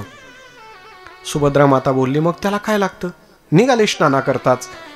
आणि जो गंधर्व होता का नाही, देव ज्याला मारणार होते, त्याला सांगून ठेवलं, सुभद्रा माता स्नान करून वर आल्या की तू रडत बस, काहीच करू नको, फक्त तू रडत बस, कल्याण होईल तुझं. असं म्हणून त्या ठिकाणी सुभद्रा माता स्नानाला गेल्या. स्नान करून त्या ठिकाणी वर आल्या तर हा गंधर्व चित्रसेन, ज्याला देव मारणार होती, तो त्या ठिकाणी रडत होता. सुभद्रा माता बाहेर आल्या. कोण रे बाबा तू? चित्रसेन. माझं दुःख दूर कराल काही साहेब तुम्ही? सुभद्रा माता बोलल्या, अरे बाबा, मला नारदांनी सांगितलेलंच आहे, कोणी दीन दुःखी दिसलं तर दुःख दूर कर. आता खरं तर नारदांनी दोघांनाही सांगूनच ठेवलं होतं, पण मनात नाही कोणाच्याच. गंधर्वाला आणायला कारणीभूत नारदच आणि आंघोळीला पाठवायला कारणीभूत नारदच. आणि मग सुभद्रा मातेने विचारलं, काय संकट आहे तुझ्यावर? नाही, पहिले वचन द्या, वचन द्या. वचन दिल्यानंतर मी सांगतो की दुःख दूर करत असाल तर वचन द्या. अरे बाबा, तुला वचन देते मी सुभद्रा, तुझ्यावरचं संकट मी दूर केल्याशिवाय राहणार नाही. सुभद्रेने वचन देऊन टाकलं. चित्रसेनाने सांगितलं, माझ्यावर संकट एकच आहे, द्वारिकाधीश भगवान कृष्ण मला मारणारे, आणि आता मला वाचवण्याची जबाबदारी तुम्ही मला वचन दिलेले. सुभद्रा मातेला सांगितलं, आता तुम्हीच मला वाचवा. आता सुभद्रा मातेवर संकट पडलं. खरंय ती, याला तर वाचवायचं, शब्द तर दिलेला आहे आणि पर्वणी बघून शब्द दिलेले पुन्हा. मग आता सुभद्रा माता घरी आलेलं आहे. घरी आल्यानंतर एकदम नाराज. अर्जुनाने विचारलं, सुभद्रा, 5 पांडव, भगवान कृष्ण, बलराम दादा असे सगळे असताना तू एवढी दुःखी? नाराज आहे अर्जुना मी, एका गोष्टीमुळे नाराज आहे. काय? चित्रसेनाला वाचवायचंय मला, चित्रसेनाला वाचवायचंय, आणि भगवंत त्याला मारणारे, त्याला वाचवण्याकरता माझ्यात तर तेवढी शक्ती नाही. अर्जुना, तुम्ही वाचवताल का? तुम्ही देवाबरोबर युद्ध करताल का? अर्जुनाने पाहिलं, हे तर घरातलंच आहे, घरातलंच युद्ध निघालं. पण मग आता लावायला नारद होते ना, घरातल्या घरात कसं भांडण होतं हे नारदालाच माहिती आहे. म्हणून बरेच असे नारद घरात आले की भांडणं होतात. त्यावेळेला तरी नारद एकच होता. असं त्या ठिकाणी नारदांनी घरात दिलं भांडण लावून. आता अर्जुनाला भगवंताबरोबर युद्ध त्या ठिकाणी करावं लागलं. युद्धाची तयारी चालू झाली. देव बोलले, माझी प्रतिज्ञा आहे, मी 24 तासाच्या आत त्याला मारणार आहे गंधर्वाला. अर्जुनाने सांगितलं, तू मारणार आहे तर मी रक्षण करणार आहे. कसा मारतो मी पाहतो. इकडं काही महात्म्यांना कळालं, नारदांना कळालं. नारद बोलले, देवा, अर्जुन सज्ज आहे युद्धाला. देव बोलले, मी सज्ज आहे. देव बोलले, नारदा, सांगा अर्जुनाला जाऊन, तू माग हो, मध्ये पडू नको. अर्जुनाला म्हणावं, तू युद्ध करू नको. जा, अर्जुनाला म्हणावं, फॉर्म माग घे, 5 तारखेपर्यंत मर्यादा आहे अजून, घे माग फॉर्म. त्या ठिकाणी शेवट झाला. असं अर्जुनाने निरोप दिला नारदांजवळ. देवाला म्हणाव, तू माघार घे. मी त्या ठिकाणी माघार घेणार नाही, मी द्रौपदीला वचन दिलेले.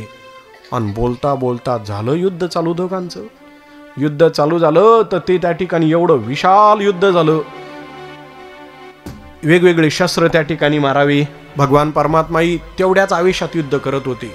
कोणीच त्या ठिकाणी माघार घेत नव्हतं. भक्त आणि भगवंताचं दोघांचं युद्ध चालू होतं. आणि मग बोलता बोलता भगवान भोलेनाथ बाबा प्रगट झाले. देवा, तुम्ही आजपर्यंत भक्ता करता प्रत्येक वेळेला माघार घेतलेली, आणि हा तर प्राण सखाय, हा अर्जुन आहे. देवा, याच्याकरता तुम्हाला माघार घ्यावं लागल. आणि मग त्या ठिकाणी भगवान परमात्मा अर्जुनावर एवढे प्रसन्न झाले. तिथं पण वा, काय शौर्य आहे अर्जुना तुमचं.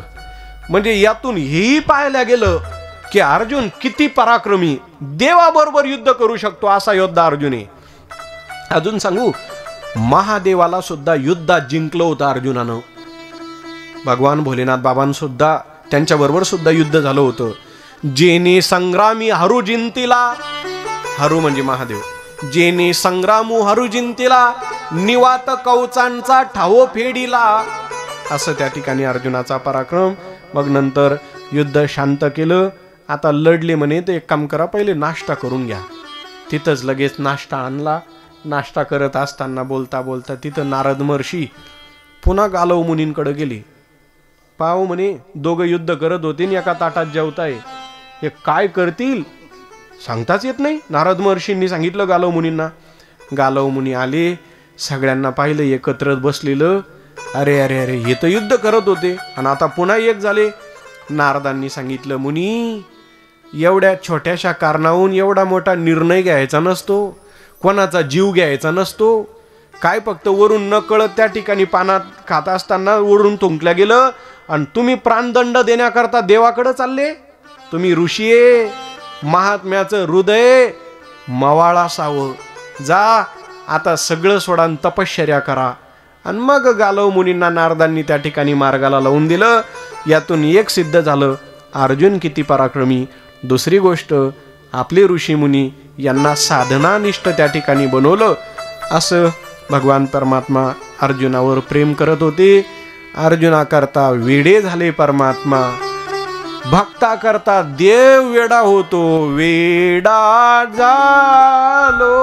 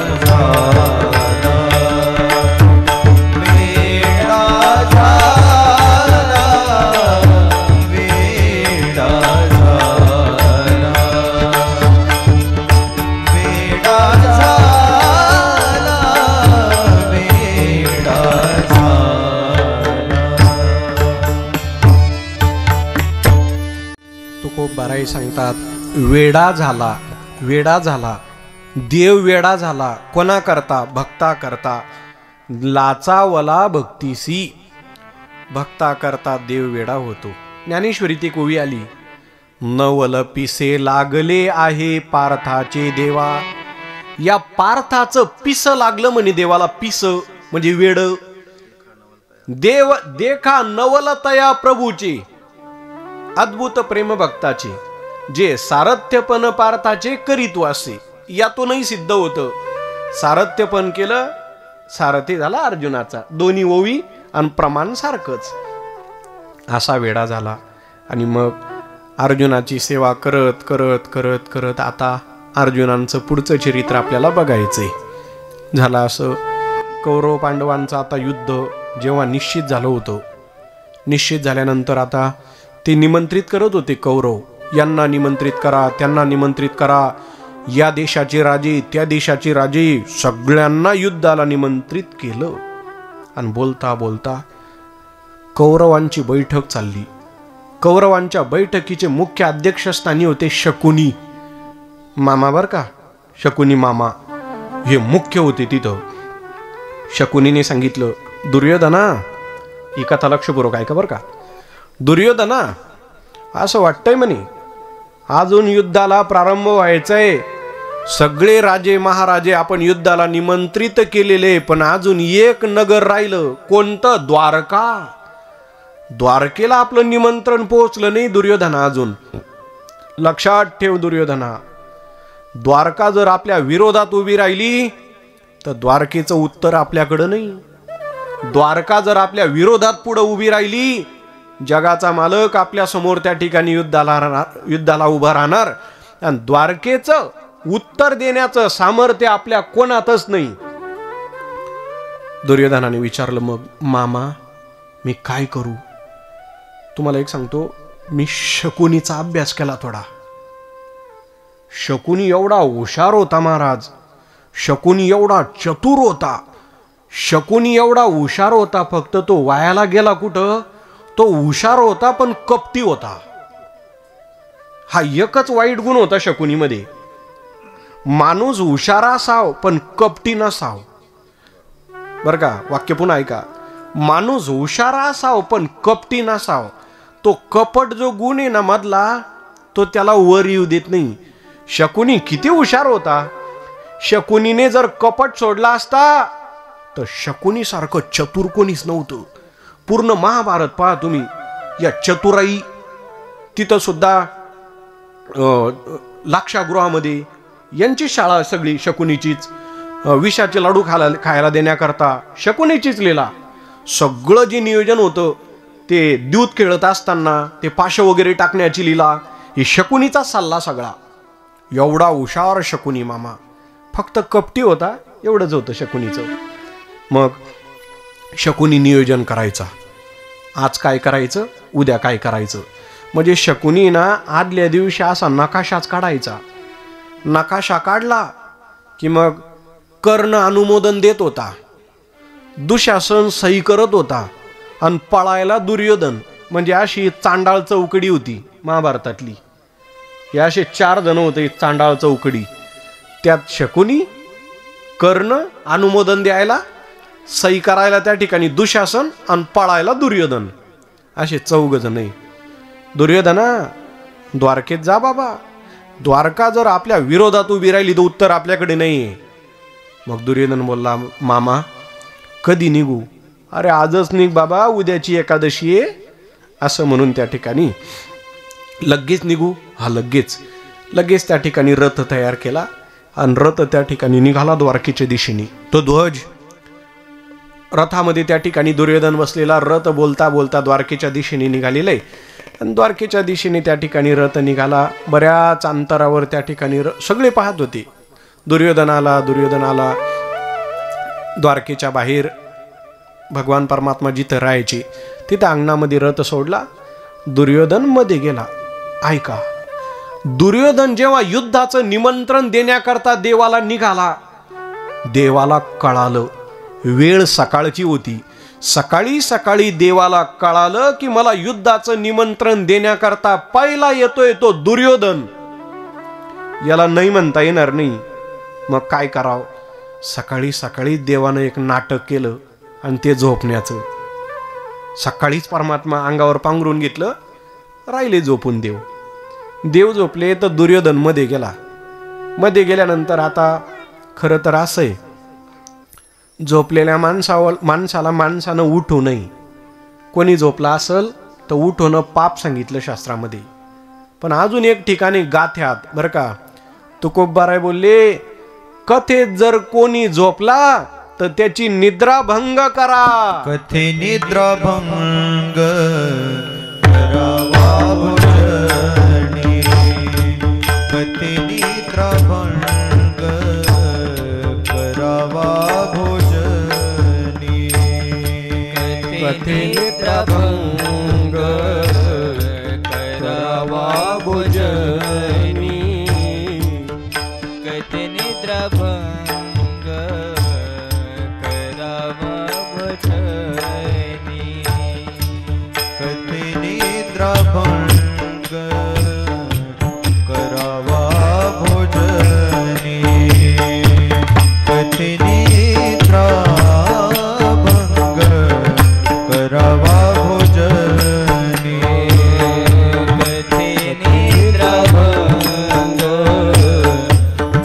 करावा भोजनी. कथे निद्राभंग करावा भोजनी. तया सुखाधनी पार नाही. तया सुखाधनी पार नाही.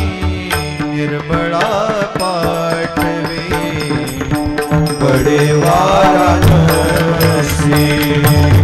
निर्मळा पाठवे बडे वाराणसी. तया सुखाधनी पार नाही. तया सुखाधनी पार नाही. निर्मळा पाठवे बडे वाराणसी.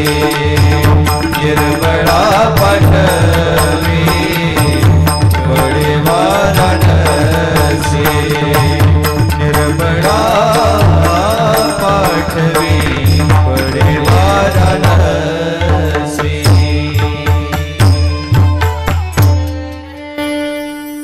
कोणाला उठवत जावं तर गाथ्यात वर्णन केलं तुकोबारायांनी. कथे निद्राभंग करावा भोजनी. निद्रेचा भंग करा, पण कुठे? कथा. कथेत जर कोणी झोपलं तर त्यांना जर उठवलं तर पुण्य लागतं माणसाला, तिथं पाप लागत नाही. म्हणून माझी विनंती, मंडपात जर कोणी झोपलं तर बसल्या बसल्या शेजाऱ्याला असं धक्का द्यायचं. नॉर्मल भांडणाचे कामं करू नका, पण बसल्या बसल्या आपलं असं करत राहायचं अधूनमधून. कथेत जर कोणी झोपलं तर उठवलं पाहिजे, धक्का दिला पाहिजे, पाप लागत नाही. एक ठिकाण. दुसरं ठिकाण भोजनी, म्हणजे जेवायचंही. समजा मालकानं दिवसभर काम केलेलं आहे, घरी आली, स्वयंपाक तयार आहे, स्वयंपाक तयार नाही. दिवसभर काम केलेलं होतं, थोडं पडावं वाटलं, पडले तर तसा डोळा लागला. मग शास्त्र असं सांगतं, अर्धांगिनीचं कर्तव्य, पत्नीचं कर्तव्य काय, पुन्हा फॅन लावून अंगावर टाकून देऊन हे कर्तव्य नाही.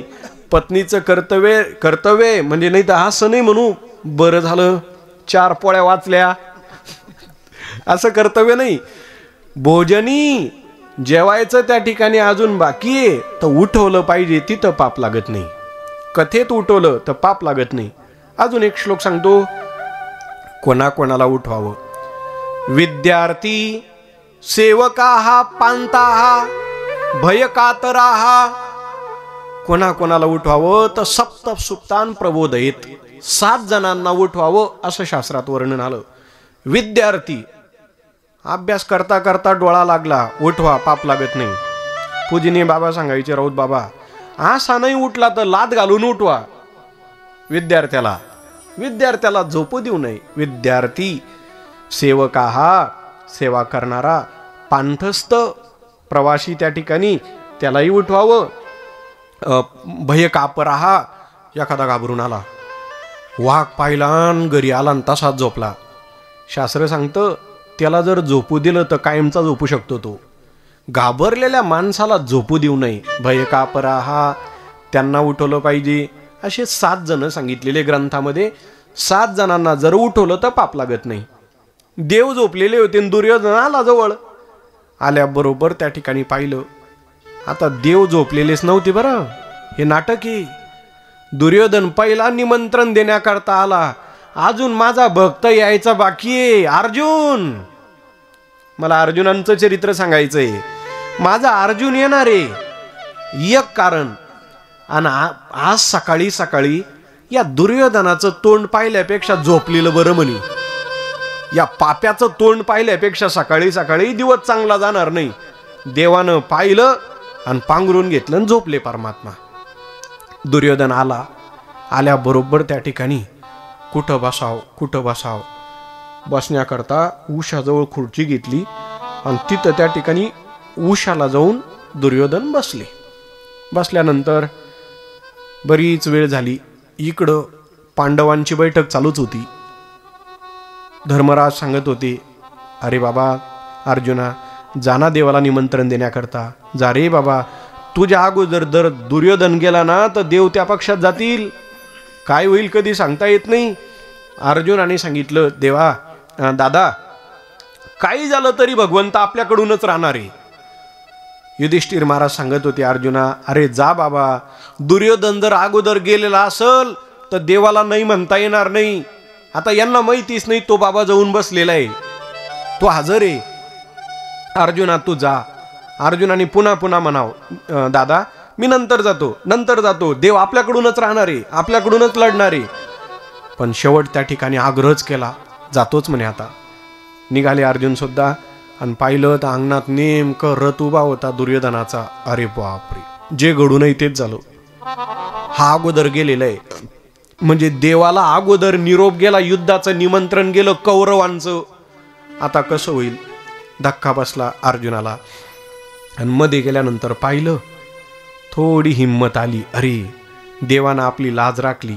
परमात्मा अजून त्या ठिकाणी झोपलेले. दुर्योधन पाहिला तर उषाजवळ होता. अर्जुनाने पाहिलं, माझी जागा खालीच आहे, भक्ताची जागा पायाजवळ आहे.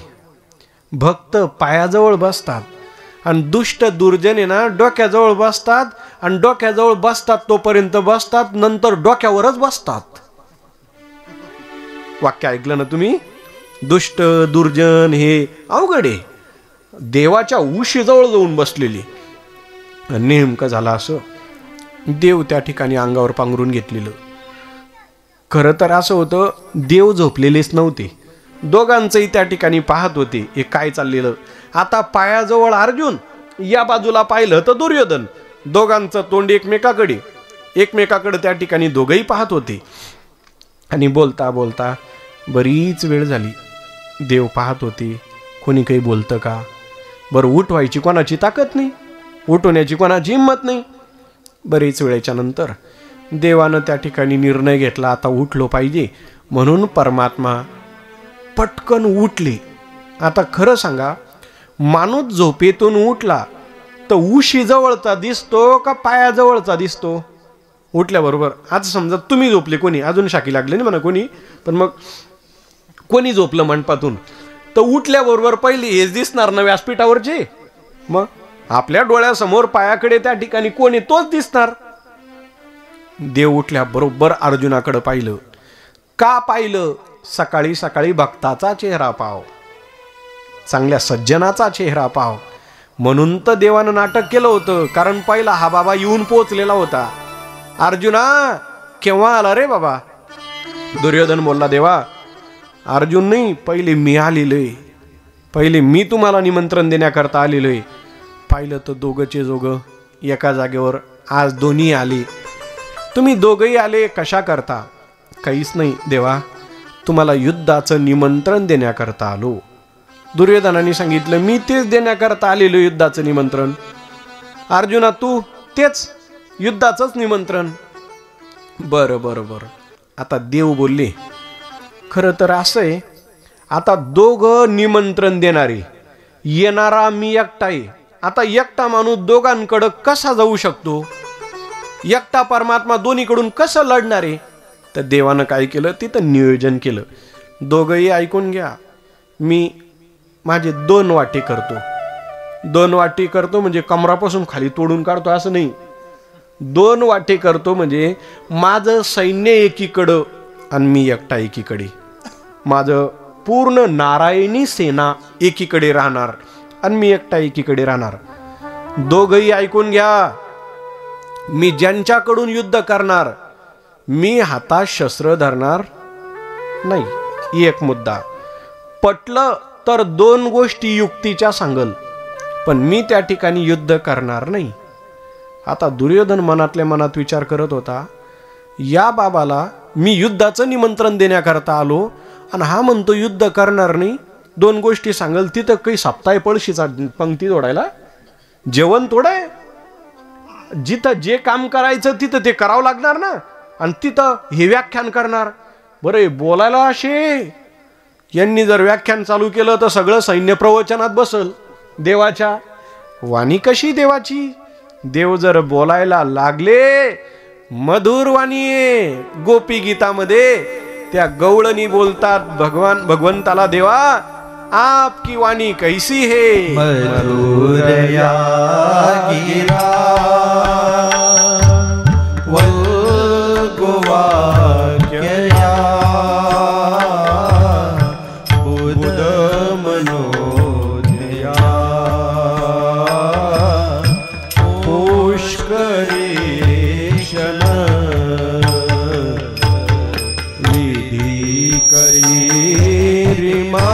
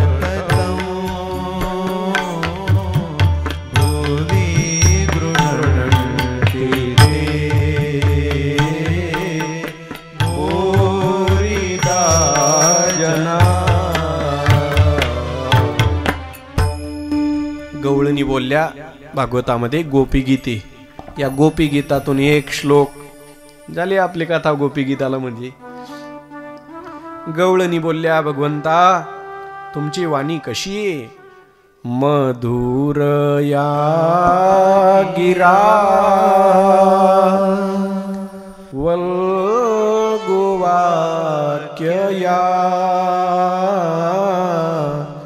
बुध मनोज्ञया पुष्करे क्षण. मधुरया गिरा, गिर म्हणजे वाणी. तुमची वाणी त्या ठिकाणी मधुर आहे. आणि अशी देवाची मधुर वाणी. देव बोलले, दुर्योधना, अर्जुना, मी पटलं तर युद्धामध्ये 4 गोष्टी युक्तीच्या सांगल, पण हातात शस्त्र धरणार नाही, युद्ध करणार नाही, लढणार नाही. कोणी वाटा उचला, पण एक वाटा उचलायचा आहे. पण वाटा उचलण्याचा अधिकार पहिला कोणाला? पहा थोडं व्यवहार पहा. महाभारतातही व्यवहार आलेला आहे. 2-3 भाऊ असल, वाटा करायचा आहे, तर वाटणी करत असताना तुम्ही खरं सांगा, पहिला वाटा कोण उचलतो घरात, लहाना का मोठा? लहानाला वाटा उचलता येतो. मग इथं सुद्धा अर्जुन लहान, दुर्योधन मोठा आहे. कारण दुर्योधन आणि भीमदादा हे समवयाचे होते, हे सारखे होते वयानं. अर्जुन लहान आहे. अर्जुना, वाटा उचलण्याचा अधिकार तुझा पहिला आहे. दुर्योधनाला धक्का बसला. काय मागतो हा? सैन्य तर मागणार नाही. कारण दुर्योधनाच्या मनात होतं, मला देव लागतच नाही, मला कृष्ण नकोच. आणि भक्ताचा असे ते देवा वाचून काही घेत नाही. पुढे चला अजून. अर्जुना तू मागून घे. आणि मग अर्जुनाने त्या ठिकाणी देवाला मागायला सुरुवात केली. देवा, मला काहीच नको तुझ्या राज्यातलं. सैन्य नको, नाही सैन्य नको. देवा, मला फक्त तू पाहिजे, मला बाकी काही नको. दुर्योधन मनातल्या मनात कसा म्हणतो, अरे अरे अरे अरे, काय पारख यांना पांडवांना. अरे हे वनातच राहण्याच्या लायकीचे होते, यांना काही बुद्धीच नाही, चांगलं काय वाईट काय. हे वनात राहिले तर वनातलेच राहिले, काय घ्याव हे सुद्धा कळू नाही.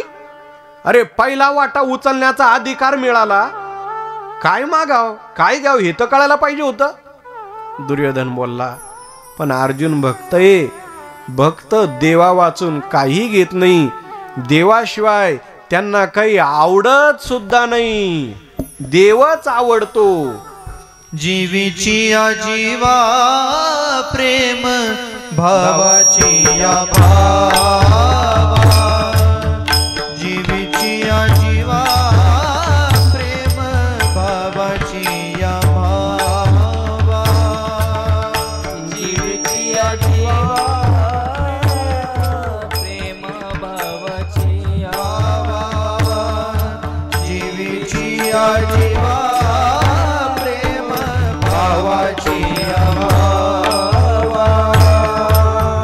जीवीची या जीवा प्रेम भावाची या भावा, जीवीची या जीवा प्रेम भावाची या भावा, जीवीची या जीवा प्रेम भावाची या भावा, जीवीची या जीवा प्रेम भावाची या भावा.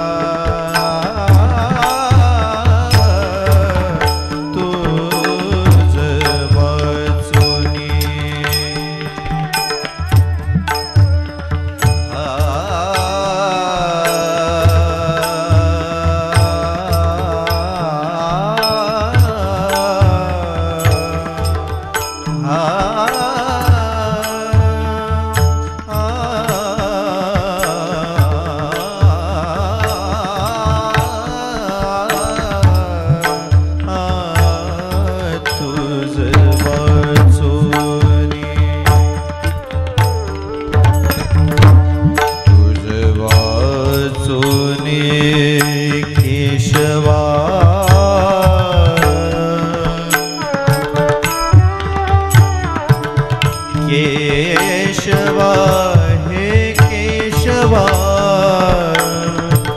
केशवा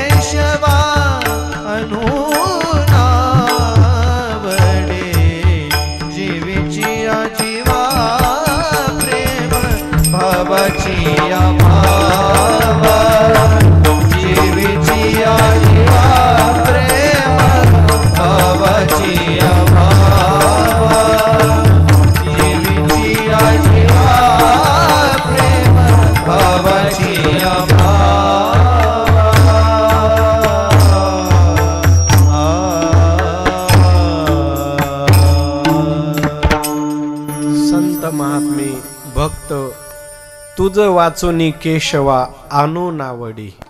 देवा, तुझ्याशिवाय आम्हाला काही आवडत नाही आणि तुझ्याशिवाय आम्ही काही घेत नाही. कारण सर्व संगी वीट आला, तू एकला आवडसी. देवा, आम्ही सगळं पाहिलं, सगळा वीट आला आणि आता एकला आवडसी. आम्हाला तूच आवडतो म्हणून तूच पाहिजे. वाटा उचलला देवाचा अर्जुनाने.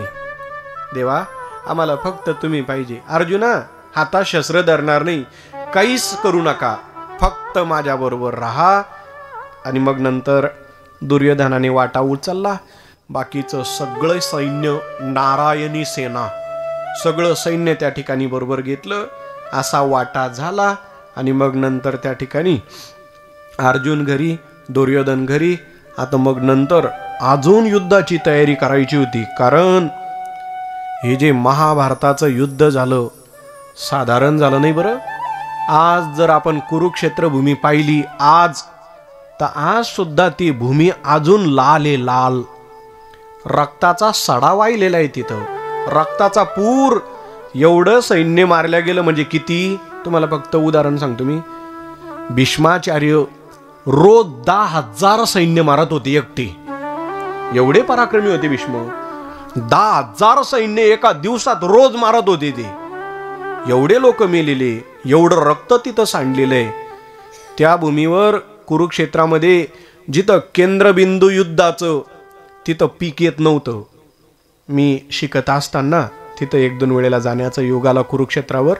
तर तिथं लाल बुंद भूमी, मुख्य केंद्रबिंदू युद्धाचं लाल, अजूनही ती भूमी लाल होती. मग लोकांनी गाळ वगैरे टाकून नंतर दुरुस्त करून मग नंतर ते तिथं जमीन पिकवायला लागली. पण आजही त्या ठिकाणी ते असं होतं. अशी ती कुरुक्षेत्र भूमी. आणि मग आता युद्धाची तयारी करायची, ते काही साधारण नव्हतं. आणि मग युद्ध प्रारंभ होणार होतं. अर्जुनाच्या रथावर परमात्मा बसणार होते, पण आज नाही. कारण योग पा कसा आला कथेमध्ये. ज्या दिवशी युद्ध प्रारंभ झालं कौरव आणि पांडवांचं, आणि भगवान परमात्मा ज्या दिवशी रथावर बसली अर्जुनाच्या, तो दिवस होता उद्याचा एकादशी. युद्ध कधी प्रारंभ झालं तर उद्याची जी एकादशी का नाही, उद्या गीता जयंती. उद्याला त्या ठिकाणी हे युद्ध प्रारंभ झालं. आणि उद्या भगवंताने अर्जुनाला भगवद्गीतेचा उपदेश दिलेला आहे. ते किती मिनिटं उपदेश दिलेला आहे, किती मिनिटात गीता सांगितली, या सगळ्या गोष्टींचा विचार येणार आहे. कुठं सांगितली, कोणत्या झाडाखाली रथ उभा होता, झाडाचं नावे, कुरुक्षेत्राचं नावे आणि विशेष कथा आहे पहा. कुरुक्षेत्रावरच युद्ध का झालं ती एक कथा राहिली. आणि उद्या युद्धाला प्रारंभ. आणि उद्या होईल तेवढं आपण अर्जुनाचं चरित्र पूर्णत्वाकडे नेण्याचा प्रयत्न करूया. भरपूर अर्जुनांचं चरित्र पाहत नाही तर तुम्ही म्हणाल पुन्हा 7 दिवस अर्जुनच सांगितले यांनी. तसं तुमची काही अडचण नाही. मला मोकळकी दिलेली आम्हाला महाराजांनी. जे चरित्र त्या ठिकाणी लांबवता येईल विस्ताराने एक एक भक्तांचं चरित्र. आणि काहीतरी आपण जर मुळातून चरित्र पाहिलं तर सर्वांगीण माहिती भेटते. नाहीतर मी बोललो असतो अर्जुनाचा जन्म झाला, युद्ध झालं, देवरातात बसले, कौरव मारले गेले, चला नाश्त्याला, झालं असतं असं. मला सांगायला काय लागतं. पण मग तरी सुद्धा आपल्याला बारकावे माहिती असावे कसं घडलं ते चरित्र. आता उद्या आल्याबरोबर आपण थोडं कुरुक्षेत्र भूमीचा इतिहास पाहू. काय काय या कुरुक्षेत्रावर त्या भूमीचा इतिहास. मग नंतर त्या ठिकाणी गीतेचा उपदेश. नंतर कसं अर्जुनाचं रक्षण केलं आणि अर्जुनाचे रती होय हा सारथी, हा परमात्मा कसा सारथी झाला याचा विचार करायचा आहे. आजचा दिवस आपली वेळ झाली, या ठिकाणी थांबूया. झालेली आजची संत चरित्र कथा सर्व श्रोते मायबाप सर्व वारकऱ्यांच्या चरणी, दत्तात्रय भगवंताच्या चरणी आजची 3ऱ्या दिवसाची कथा या ठिकाणी विराम घेते. अधिक वेळ न घालवता आरती लावा डायरेक्ट. आता भजन झालेलं आपलं तरी पण 1 सेकंदाचं भजन होईल. ज्ञानोबाराया आरती लावा तोपर्यंत. माझ्या तुकोबाराया.